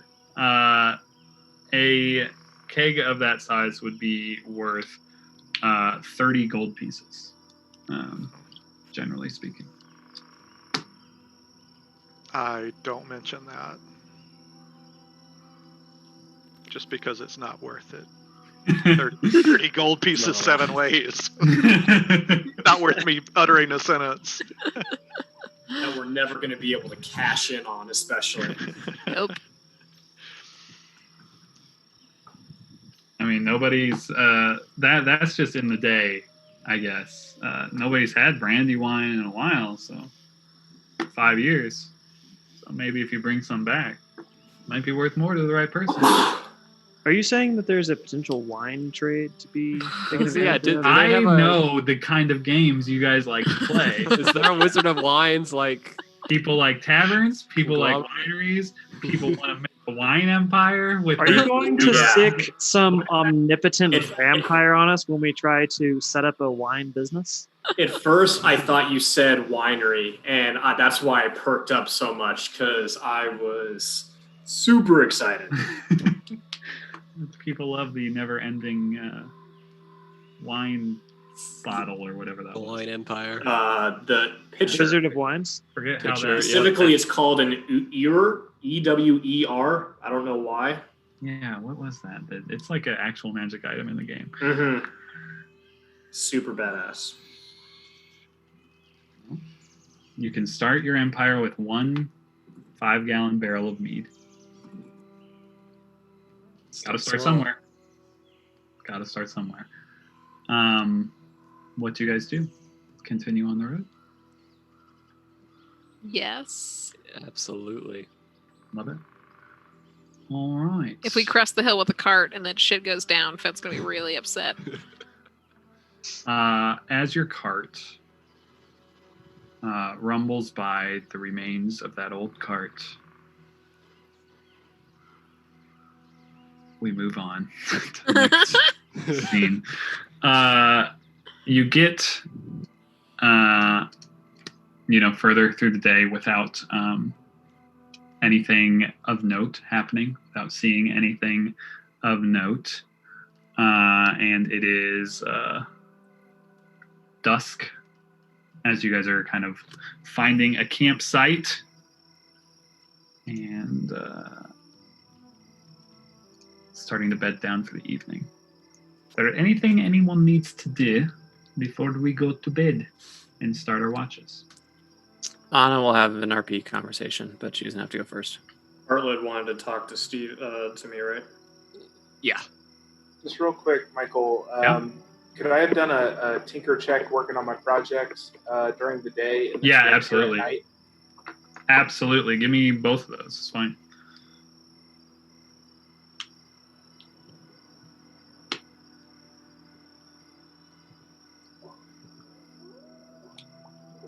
Wow. 2 successes, my friend. Ooh, Ooh. it's done. It's complete. Yeah, so in the morning or near the end of your evening before bedding down, you'd I have can talk about that. you'd have your first one complete. It just depends when you want to do it, Gotcha. Alive. Cool. All right. Whoever needs to do some chatting. Get in there. Barley, you go first. I was a hog. I will walk up to Steven and go, "Hey, Steven, how are you?" Hey, Saru. I'm fine. Just just kind of weird being out here. Yeah, it's kind of one of those. It's kind of exciting though at the same time. Like, obviously, there's been some kind of worryful stuff popping off, but it's definitely fun to see kind of a new area that no one else has seen, and it'll be really fun to tell it to some of the other people that when we get back, kind of what all's going on. I've noticed that you are really good at carving stuff, and I was just curious if that's something you learned by yourself, or if you had some other people that kind of showed you. No, I just kind of taught myself. I didn't have many people to hang out with or play with or anything, so I just kind of had to learn to pass the time, however I could. Well, it certainly paid off. Actually, the figurine you were carving in the carriage when we first got past the God's Wall reminded me a lot of one of the figurines that we passed around in my village. And he will dig in his pocket, and after digging around for a couple seconds, kind of look a little confused and go, "Oh, that's right. Well, I was going to show you one, but I forgot I gave it to some little kid before the Skyfire happened, so sorry about that." But there are definitely a lot of similarities, and I was curious, if you're so good with those, have you ever made like a musical instrument or anything out of wood? No, I've never tried. I just make little carvings and stuff just to kind of pass my mind. Like, you can see the one he is working on is definitely a figurine. It's still kind of like a little blocky at the top, but you can definitely tell it's like of a person. Okay. And I ask because it's kind of a weird request, because obviously you're still carving a figurine type thing. And I don't think the instrument would be too terribly complex, but a couple days ago, Clavius made a comment about wanting to learn music, but then when I showed him my instruments, he quite frankly looked a little terrified. So I figured we'd start simple. Could you make me just like a hollowed out wood block? Yeah, I can do that for sure. And then you could make it as simple or as intricate as you can, but just something to that I could give him and then see if he's how musically inclined he is. I'd be happy to. It's just got to be a wood block, like just hollowed out so it can make a little noise. Square, rectangular, something. Yeah, just something that you can beat on with, your hand or, a stick or a rock or something. It'll just make a nice something to kind of keep time, keep tempo with. Yeah, sure. I should be finished with this, in a few hours, and I'll see what I can come up with. That'd be great. Awesome. Where what was the figurine that you gave to this kid? It was a figurine of, oh god, not that it really matters. It was a figurine of a couple of the warriors that we used to kind of pass around, kind of like just little action figures, I suppose. But it was a warrior of the Iktaka tribe that is kind of the village that is responsible for a lot of the warriors that kind of protect and solve a lot of the more aggressive events or conflicts that happen that can't just be resolved with words. And so we like to idolize or show our respects by making little figurines out of them. Why'd you give it to the kid if it was so important to you? Well, it wasn't necessarily important to me. It was just something I happened to have along. It's important to just kind of just to the tribe or to the village themselves, just to make sure that they know that we acknowledge them. I gave it to the kids because they were really scared. It was actually right about the time where the Titan was kind of starting its way towards Briarwood. And so everybody was, of course, really freaked out. I had actually just landed there on my boat, which was really unfortunate because as soon as I landed, I couldn't do a whole lot. But it kind of made them a little bit happy to kind of take their mind off of all the parents and adults running around and closing up shop and boarding up windows and stuff. So, Wait, so you're not from Briarwood? oh no, not at all. I'm from Krzik. Wait, where? Krzik, it's an island to the southeast, I think. Michael, He's not. Yeah. I don't remember if we ever. Yep. Okay, I know it's across the sea somewhere. Got to take a boat. Oh wow, I've never met anyone who wasn't from Briarwood before. Why'd you leave? To see new things and find new tales to tell. We get a lot of people that come through the port, and a lot of them have their own stories and tales, and their descriptions of their own travels and villages and towns and everything. And it's just kind of a curiosity, I suppose. Just something to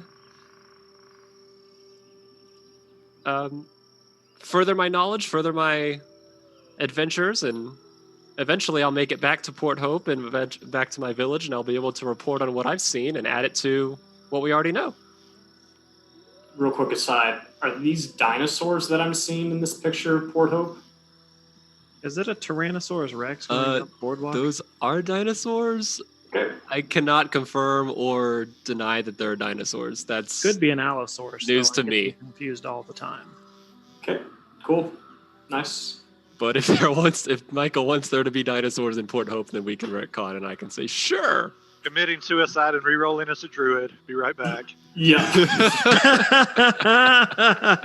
BRB. I'm creating a dinosaur character as we speak. Yeah, no doubt. Yeah, Got 3 fingers. I think that means Allosaurus. you're bringing Creve back. Does that mean I get your stuff when you die and I can teach myself how to shoot a gun? There you go.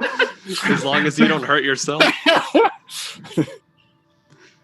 How does this work? Anyways, was there any more? I don't think so. No, yeah, just that's Yeah, where I'm I'll- from. That's why I'm traveling, and I'd Oh, like me a woodblock, sir. Yeah, One wood block, please. Thank you. that's wow. That's fascinating, sir. Yeah, I'd be happy to make a woodblock for you. Great, I'd actually appreciate that. And Clevius will too, once he gets it. Yeah, definitely. I hope. All right. Did we tap into the mead? Is that canon? Fet. All right. Or Isabel, either one.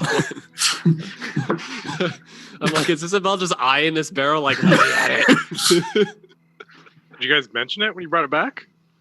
Yeah, I mean, like Fent has like tapped it and it's open, and All right. Oh, so yeah. Anna will fill We're up just 2 getting glasses. crunk on the north side of the wall in the most dangerous scenarios we've all ever been a part of. Anna will fill up 2 glasses of mead and just like gently step over Isabel, who's just and then we'll go up to Arthur, and We we'll haven't even offer- like accomplished anything yet. wait, you were trying to save this for a celebration? We're alive. Who's on watch? Hey, Are we- there's 5 gallons of this shit. You guys can. Yeah. bring as Yeah, much I as you want. mean, there's just one. I mean, seriously, Anna will have 2 glasses in her hand and find Arthur, whatever Arthur's doing, and offer him one. Yeah, this is like the bedding down. You know, some people are getting ready. This is over the hours of like setting up camp. That's how these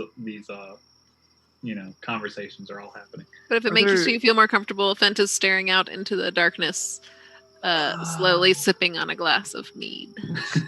Yeah, Arthur's attending to the fletching and sharpening the arrowheads on the 2 arrows that he recovered, using his not tinker tools.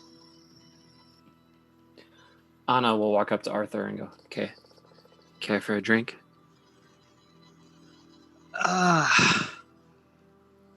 Sure.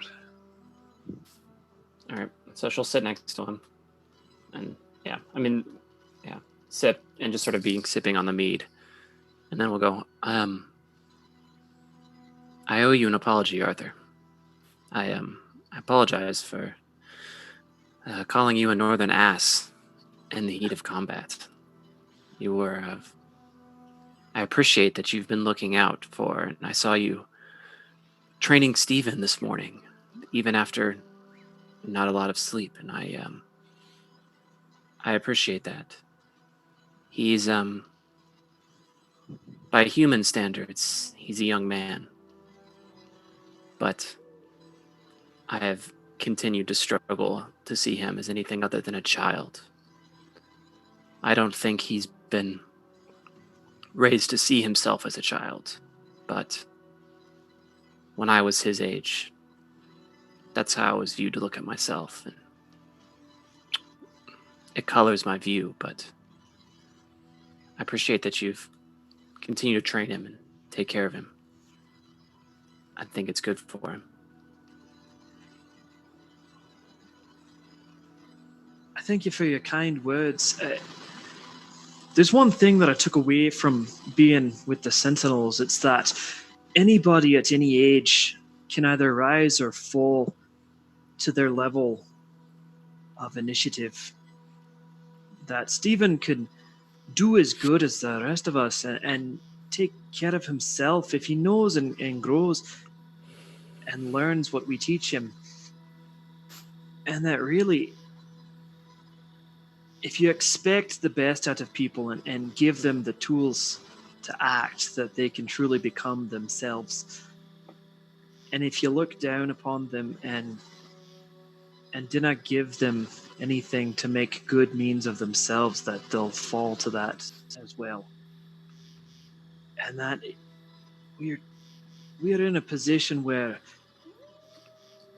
we have to overcome anything and everything as a group, and we have to make it past any divisiveness if we want to continue on. We've seen that already, in that there are many things that want us dead. And not just because we're us, but because we're on the wrong side of the wall. We do not know what lays ahead. So we've got to encourage each other and build each other up. And I think we've got to do more of this. We've got to talk more and find what works. Because if we don't, we're going to die one by one. Stephen being the first. Anna will just chuckle and say, wise words, Arthur. I think Stephen's, well, I'd put money on him over Borseal, but... He's a good lad, and I think he'll absorb anything we teach him, so, just keep an eye on him and he'll learn. Well, I appreciate you continuing to look out for him. And she'll sort of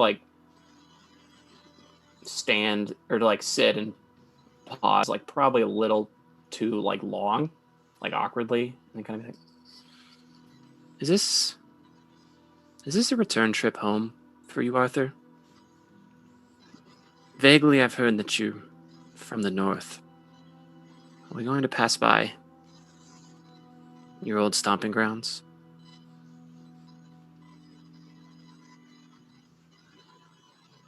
I didn't ken.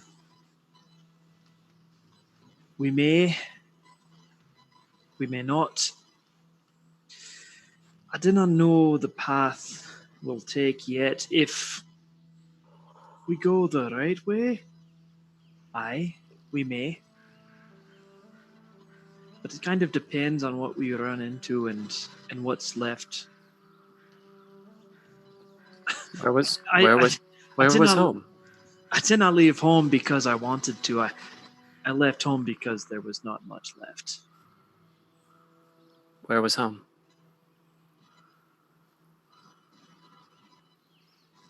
I'm from Bray. Have you heard of it? Bray? Aye. Let me pull up my map of the burnt PDF. I assume, is that on there somewhere? Yeah, it is. It's like right in the path too. I have heard of Bray. It tends to roam just like brandy. I have heard of Bray. More of my travels took me south of there, but I have been fortunate enough to interact people from Bray, much like Mountain Heart.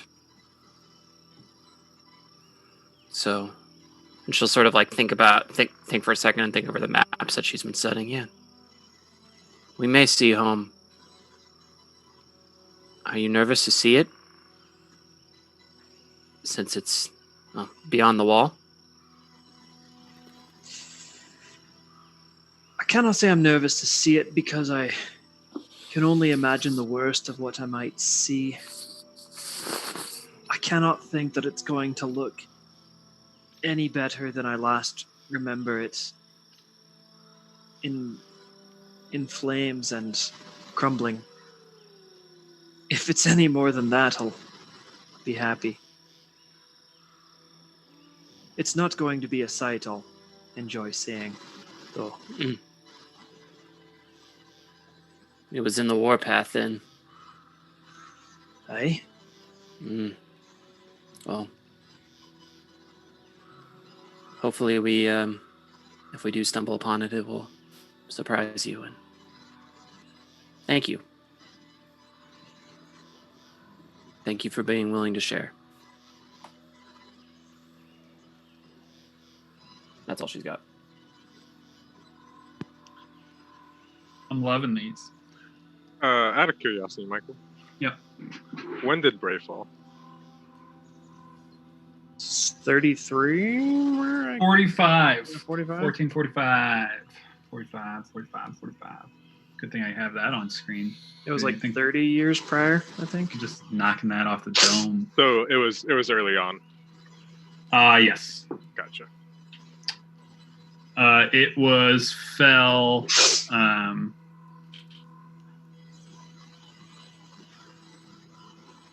early on to try to get the dwarves to come out of Mountain Heart.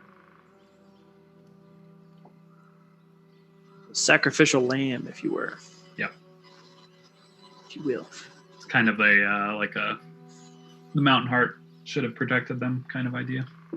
Gotcha. Good to know. Anybody else? Would that be like general common-ish knowledge of like war history? Yeah, totally. Like, you know, if he mentions that he's from Bray and that he left it burning, you can kind of like put the pieces together. Like, Totally, yeah. Cool. Fent. Hi.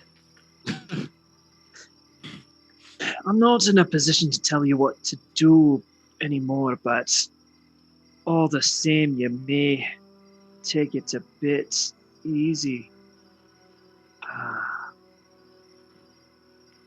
I imagine he's like actively just fucking staring into the darkness, like hoping for something to come up almost. Like, what do you mean?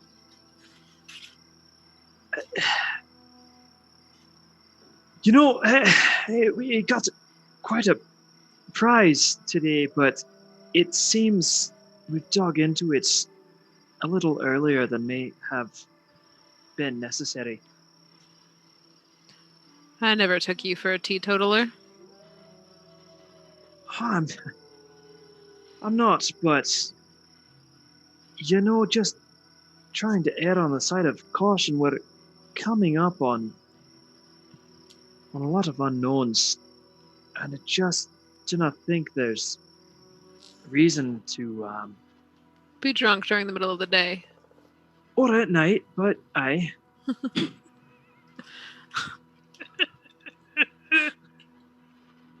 Well, you're asking a little much there, buddy. you But know I see where you're coming from. the only other thing I might ask you, Fant, is just when you move upon a hill like that you really take it all in and You think there was something else up on that hill that I missed? Should we go back? no, I think maybe you were quick to start, and I think that maybe you were a little over the top, which is fine to err on the side of caution, but we need to work on the signals. You missed a couple in between the major bits there, and I think we need to refine that a little bit as we continue on. I suppose I'm a little out of practice for field work.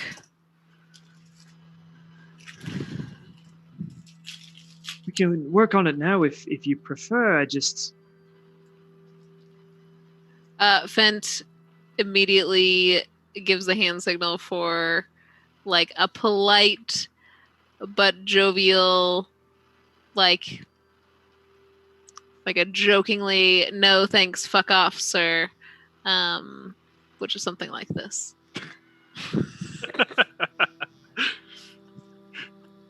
right. I just think that the next time we come across a dangerous wagon, we'll approach things differently. I agreed. Fent will kind of like settle back down into his like taciturn silence, but you can if anybody's watching him, he'll be like practicing hand signals and like going through like, I'm sure there's like a NATO level of hand signals for like just people working out in the field kind of thing. So he's doing those and like rehearsing them. Got some flashcards. Yeah, whipping out the old flashcards from school.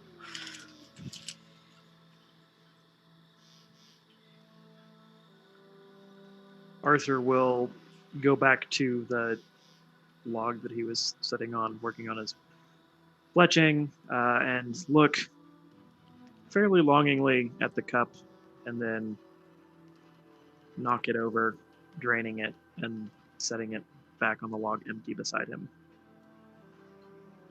Draining it into his mouth or under the ground? Onto God's green earth.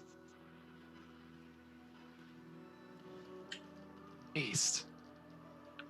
What a waste. Seems so unlike Nick. The way to play a drains character, it onto man. the ground. We see not- Nick cry in the background. I'm having to RP so hard. I would never waste an ounce of meat. His neighbor comes up and says, "Hey, I think you spilled it." Hey, let me stop you there. Noticed you had an empty barrel of meat in your recycling. No. Your neighbor's a creep, and I love it. You're a terrible neighbor who is my arch enemy.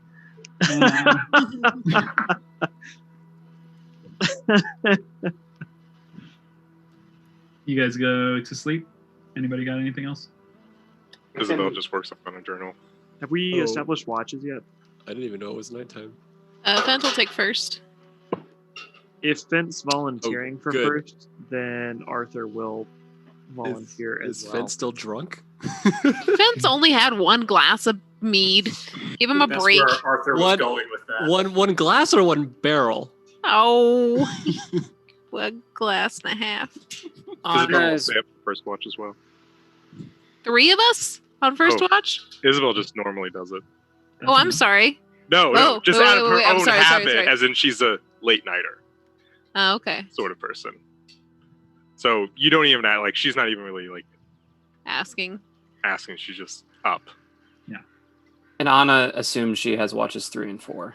And we'll kind of bed down early, but And the before we sleep, I do want to talk to Stephen, actually, to reveal the results of my science project.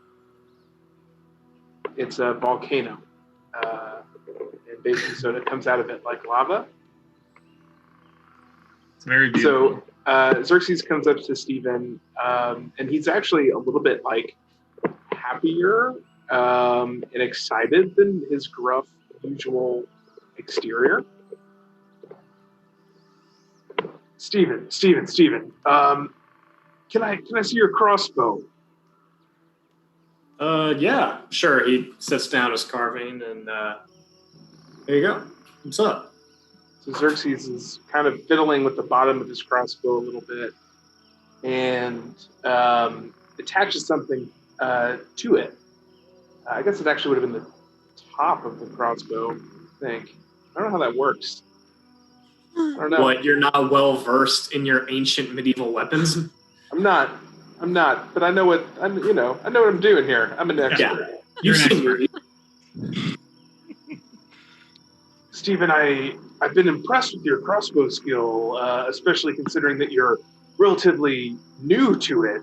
But as a novice, I thought it might be nice for you to be able to fire more shots without reloading. So I fashioned this device that'll allow you to shoot 3 bolts before you have to reload again. What? I thought That's it would awesome. become handy in training. Oh wow, this is awesome. Thank you. How'd you make this? Well, I've had a lot of skill dealing with martial weapons, and I was just trying to think of something that might be able to help you out. And I saw you struggling with the reload once. I think I saw you maybe lost your handle on it while you were reloading. So, just trying to think of what might make our little band here more likely to survive the North. So, yeah, it's taken me a few days, but fortunately we had a lot of time after our little incident with the wagon and the mead to work on it. So I just finished it. I thought I'd come over here and try it out. Do you want to give it a try here on the tree over there? Yeah, sure. Do you want me to actually roll for it, Michael, or can I just? You can just do it. Do it. Yeah. Okay. Yeah. So he'll. Yeah, you're able to fire 3 bolts without having to like reload the thing. And when you reload it, it's almost like a clip, like works as like a clip. You can get 3 in there. Boom, boom, boom. It still takes 6 seconds to fire 1 shot. Okay. So without the multi-attack, makes sense. A 5th level fighter would not have to reload, basically, the crossbow as their second attack. But yeah, it's quite nifty. Cool. This is awesome, Xerxes. Thank you. You're very welcome, Stephen. If you ever think of anything else that I could potentially do, you let me know. And he just sort of wanders off, very happy with himself, and grabs a cup of mead, downs it, and then gets another one and walks back to his tent. You would have seen Stephen at like tearing up pretty much as you're getting ready to walk away. Just wanted to add that. Look at this happy little group we've got going right now. Mm-hmm. I didn't send it to you. I actually have a song that I actually legit wrote lyrics to, kind of like that. Oh my.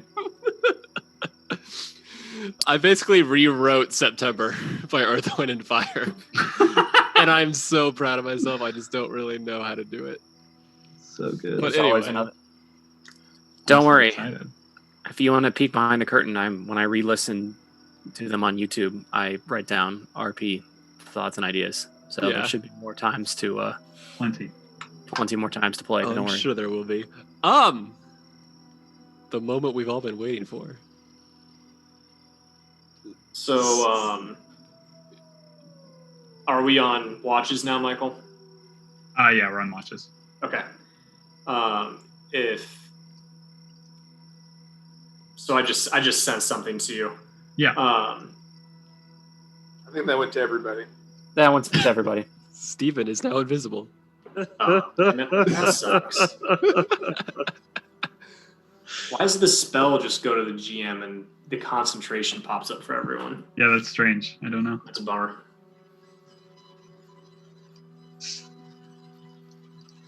Are you doing something with this? He's just gonna go off by himself for a little while. Ooh, I love it. All right. Saru is gonna go talk to Isabel because why not? Love it.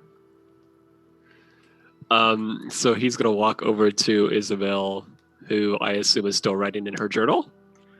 Yeah, definitely. He is going to. Oh, before he did that, he went and got a glass of mead, and he is going to cast minor illusion on it to make it look like the wine she normally drinks, or at least to make it look better than whatever the mead looks like, which I assume after sitting in that barrel for who knows how many years doesn't look that great. Probably darker, a little bit If more. it wasn't refined tapped, then color. it might not be too bad. Yeah, it's definitely boozier than what you would originally. Barrel aged mead. It is barrel aged. So Just he will, right. yeah, he will walk over to Isabel and he will ask, "Hey, so you write in your journal a lot. What all do you keep in there?" And then he's going to hand her the glass or the mug or whatever the hell it is. She pauses for a moment and she'll take the glass, about to take a sip, smell it, look at the color and just be like, "Is this the mead?" Yeah, but I thought it would look more enticing if it looked like your normal wine color. I appreciate the thought, but it's entirely unnecessary. It's more for serves a purpose. Anyways, you were asking about my journal. I am. You stood you stayed back and watched her do what she did, right? With the body. Yes. The undead body. That's another question. Stuff like that. It's a medical journal. So how did you become so adept in all your medicinal practices? Are you familiar with Kestrel Academy? Not at all. Well, to most, they just think of it as a place to learn the arcane and other like things, but it has a small section dedicated to sciences. I learned there, along with many years of experience. Oh, so they kind of combine that with like magics and whatnot. No, I didn't learn any magic there. Just now, one is day. your the holy symbol that you have around your that she has around It's her neck? hidden. Is it It's hidden? hidden Okay. most of the time, yeah. But you would have seen it in the shrine. Okay, that's what I was going to ask. So if it's not magical, is it more religious based? Because I know you don't wear it out in the open, but you definitely pulled out a little kind of amulet, I something see. or other. I see your confusion now. I'm both. I'm well versed in the mundane medicine arts as well as clerical. Well, it's certainly been helpful so far. It definitely, I know that Xerxes has benefited well from your abilities. So do you have a lot of experience with undead and? Very limited, actually. Mostly, I've just read from old sources back in the day. I've rarely encountered them. More the elementals and primordials. Oh, so you took part in the war? I did.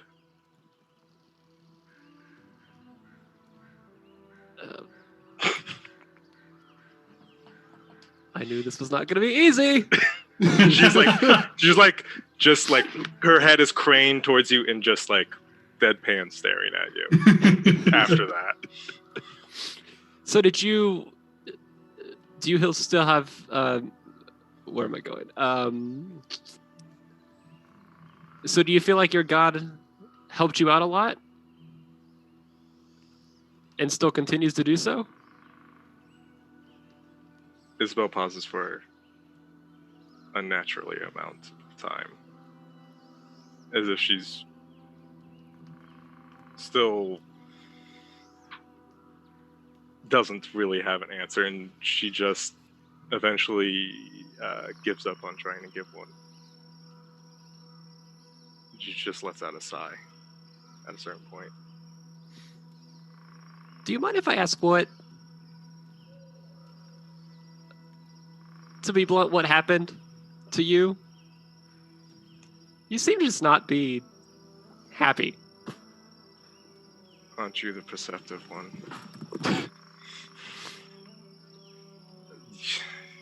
You're not wrong, though. A lot of stuff happened, before and after. Is that why you're on this trip? It's more complexity there that has something to do with the after. I'm not really keen on retelling. I understand. Well, if you ever feel like it... If it becomes relevant, I will share it. Know that. Well, good. Well, I'm all ears anytime you want to. You're much too kind to be out here. Well, we can't all, we all got to make it through this together, so there's no reason in being Just at saying, odds. Be careful. We don't And know you what's as well. out here. Enjoy your wine, or mead. She gently raises it and continues what she was doing before.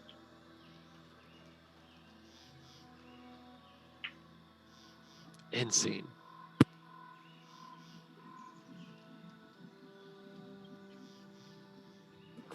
All right. As the people start their watches, as I have already rolled them, things go swimmingly this evening.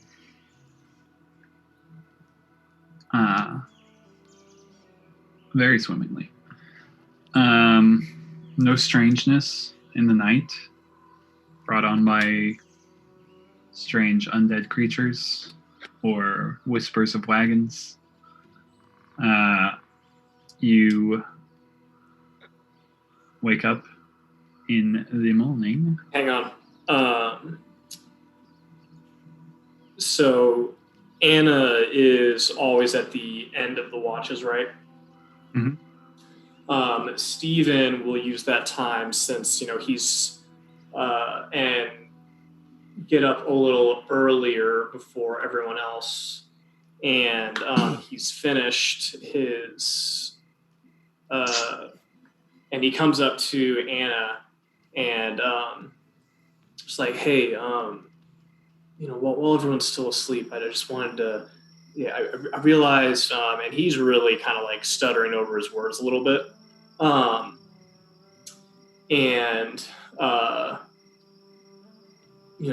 realized, I never really said thank you for what you did for me, getting me out, and so I wanted you to have this. And Stephen hands Anna a carving of a woman that you can tell is in Anna's likeness, holding a longbow and drawing an arrow, and it's a little figurine of Anna, and it's just this is just something I thought of that I didn't know if you'd like it or anything, and it's kind of looking down at his shoes, and just wanted to say thank you. Anna will look it over. and will examine it, and then have a pretty good smile, probably like the better smile, like one of the better smiles you've seen out of her, and say, "This is beautiful, Stephen, and it means more than you can know. I appreciate it. Thank you." Well, you're. I mean, it's easy to make it beautiful. You know, when you're so beautiful, and he's going bright red, and so I'm glad you like it. And he will turn and walk away. Yeah, she will just chuckle quietly to herself, but let him walk away. Mm-hmm. So good. But she does. I mean, she does. Yeah, keep looking at it and cherish it. We'll keep it on her. So Michael has to tell me how much it weighs. She throws it on the ground. Yeah. It weighs too much. This ain't a cell phone. Negligible weight. So just negligible. And one more thing for you, Michael. Yeah.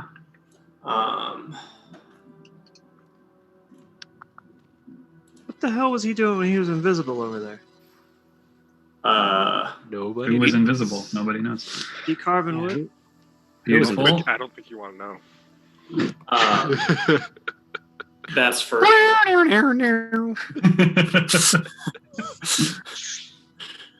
Received. Okay. Gucci.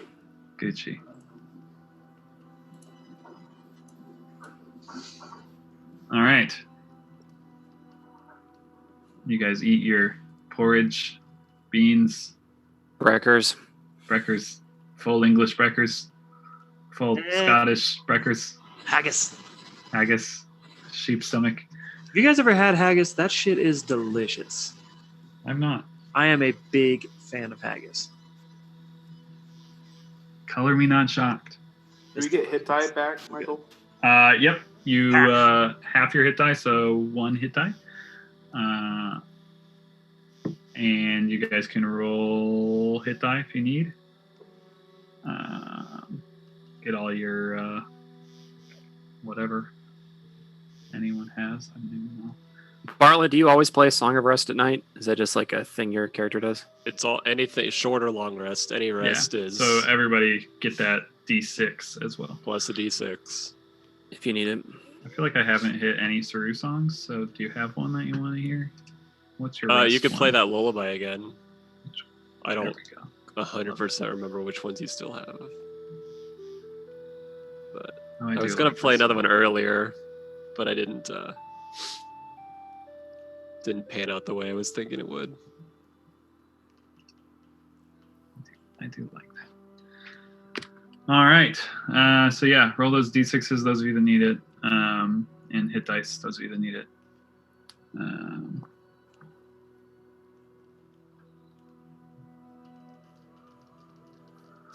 And you're on the road again. On the road again. Nailed it.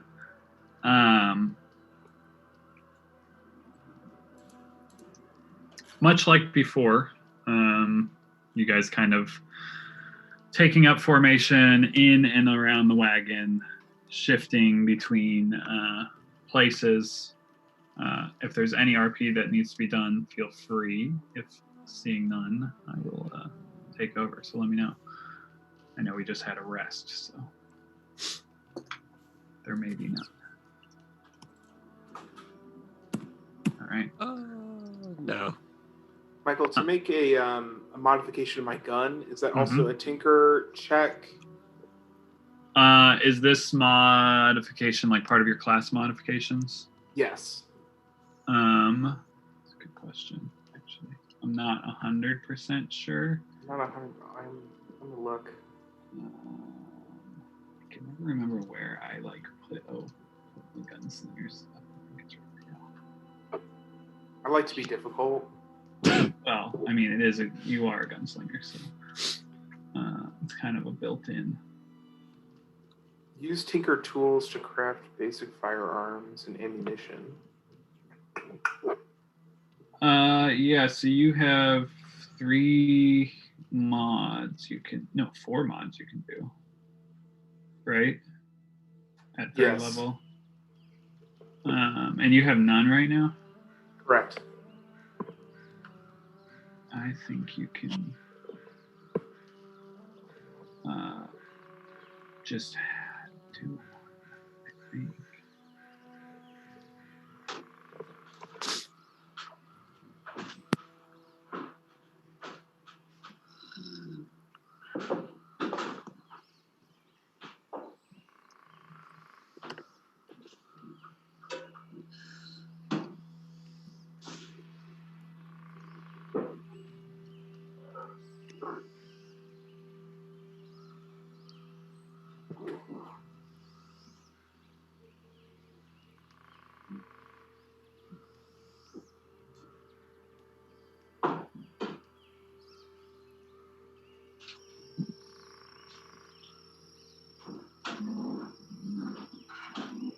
Yeah, modifying a firearm requires 1 day of work per mod. So yeah, we can say that you can start it since you finished up something last night. Start it on the road today, and then by evening you can get it finished. So by tomorrow morning you'll have the mod done. Cool. Full. And then you'll just have to maintain it during a long rest. So you basically just do that every night. And you can maintain a number of modified firearms up to your intelligence modifier, blah, blah, blah. Okay, cool. Beautiful. So yeah, you get started on your mod. So Yay. that's even more fun. I'm very horrified for whatever that will be. For all of my monsters. So yeah, you guys are on the road. Xerxes is in there working on his gun, doing cool shit in the back. Not a euphemism. The strange flashes of light. There's acetylene torches lit. His tinker tools are very strange and futuristic. Those of you, again, that are your typical perceptive peeps, those of you who think you're in perceptive positions, kind of midday-ish, give me that perception check. Straight fire. Yeah, you're nailing it. Nines all day. What? Wow. Got a couple crits. All right, mine was pretty good. It was like right on cue, Nick. Yeah, I mean, there's the Nick crit, and then yeah. Above a 6. Above a 6, Nick crit. Nick's just happy to be above 10. That's 50%. That's good. It's passing. Anyone above a 10, who's That's kind what's of up, y'all. actively looking around, hears some of you maybe familiar sounds. As you are certain, you like a hear wagon? the rumbling sound of a wooden wagon approaching from in front of you again. This time around a bend of a small shrub of trees. So there's no hill to belly crawl up on, but there is trees, and you hear this sound coming from ahead. Does it sound like, I mean, is it like Is it coming the on a sound, wind? or is it like kind of that windy-ish sound? You're pretty sure you hear the sound of a wagon. Okay.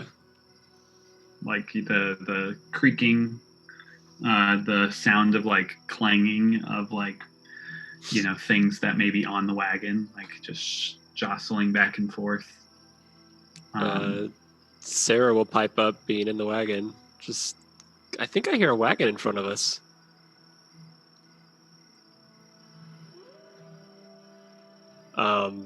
This isn't a time for jokes. Fenton and Arthur are outside, correct? Walking. Yes. I'll peek my head out and just, whichever one of you is closer, and just say, "Hey guys, I think I hear another wagon in front of us."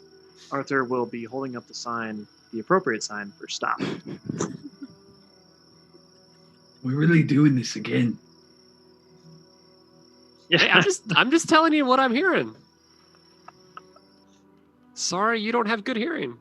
Fenton narrows his eyes at Saru.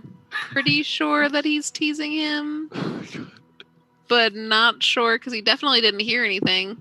But because Arthur said to stop, he stops. Yeah, as your wagon comes to a halt, you can all hear the sound in the distance of what sounds like a wooden wagon kind of like going over the terrain, and like the jingling of things jostling to and fro within. Arthur will motion to Fence to move off into the ditch on the right side with bow at the ready, and then he'll motion back to the wagon to kind of pull off to the opposite side and get rifle grenades ready. Oh, he loved that. Go back to this. She did. She was really into that sneeze. She like what?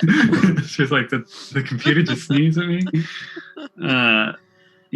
Sir Garen will pull the wagon a little off to the side. Anna will go, Are we really doing this again? Oh well. And she'll grab one of her vials and put it down. Was I the only one that heard it? No, I mean, yeah, Arthur would have. I like how Isabel's leaving Saru completely out to dry. Just like Fent. Yeah, Arthur would have given like the appropriate, like, hey, Fent and I are going to go off into this side and get our stuff ready over here while you guys move across the other way and just be prepped. I'm gonna give you guys a little bit of a map here. Though I'm not entirely sure how much time we have to get our stuff together. Isabel does lean in and That's a nice ass map. Is that a horse dead? whisper in a fashion hopefully Stephen and Anna can hear. She will say, "You should be ready." Yeah, Anna. If Isabel says that, Anna will nod and grab a green vial. Fent. And throw it down. That's what Stephen does. They said to the right side. Yeah, so you guys tell me where you want the wagon. I and couldn't all that. tell which way north and south was on the map. To the right. I think that's just God. Is it straight down? Yep. Yeah, north is down, east is up. Yeah, Michael, what's the elevation situation? I'm asking for a friend. Luckily, there are no stairs. Oh, thank God. Is this road going up or down? Yeah, this rope is going. This road is going up. These look like stairs up here. Yeah, those do not exist on this map. Bummer. FYI. I'll give this a little. There are no graves. Oh man! Oh, I thought this was Oregon Trail. But you're a professional. I was about to read what was inscribed upon them. Is that not professional use of the freehand X tool to make those go away? I can't clone stamp all these maps. But you knew Photoshop, Michael. Damn. Fired. I'm fired. Is everyone in a position they are happy with? The sound's coming from the north, though? The top of sounds the are map? coming from the top of the map, yes. Okay. Also known as the north or the east, or whichever direction you would like. What are directions, really? What are they? Wagon crew has never faced a fireball, so we'll just stay clumped. Yeah. Clump it. Or 3 No reason- fireballs. Yeah, no reason to think everything's fine. We stick together. Is everyone actually crowding around the wagon? I mean, I would assume we've just gotten off. Like, Yeah. like I don't think there's been even enough time to separate. Especially if you like told me pay attention. I'm like, all right. I'm like, rustling through my stuff, grab a vial, throw it down. Shake my Sarah's head. on the wagon, like looking up, like trying to get a better vantage point. So yeah, I'm actually on the wagon. Love it. But yeah, still huddled around all of the rest. There we go. I'll send it to the back. Now I can see. Just for my reference, is anyone readying any actions? Isabel readies her shield. That's it. This is what I call a very kind offering. Arthur has a longbow. definitely. Arthur has a longbow at the ready, but like an arrow knocked, kind of, but certainly not like the bowstring's not taut. Or Half drawn. drawn, short bow. Half it. Xerxes is 100% not readying in action because he's not falling for the boy that cried wolf again. Yeah, Steven's got his crossbow in hand, but it's just kind of like when your dad pulls you off on vacation to like show you this really cool thing that's actually just like, world's biggest ball of yarn on the side of the road. Like he's just not feeling it this morning. Hey man, the world's greatest ball of twine is very cool. And Although it would also be kind of like if you adventured with your family in, oh God, what was Dad that? just found some meat in the back of an old station wagon. No, like if you were like doing a family adventure in Borderlands or Mad Max or some shit. Oh, Australia. Yeah.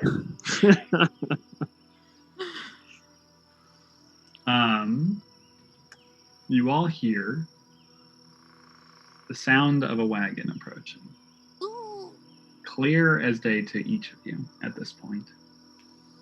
And you hear what sounds like voices.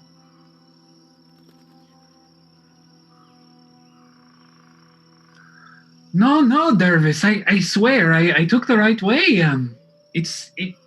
We should have gone left at the last pass, and that's how we'll make it. No, Ishmael, we should have been here by now. It's taken much too long. Don't you understand? We need to get our mead down to Red River as quickly as we possibly can. And you hear this arguing of these two voices as you start to see a small pony coming around the corner. Behind it, a wagon, wooden, a little smaller than yours.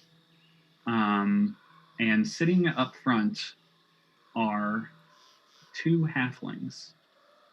One of them with the reins of the wagon.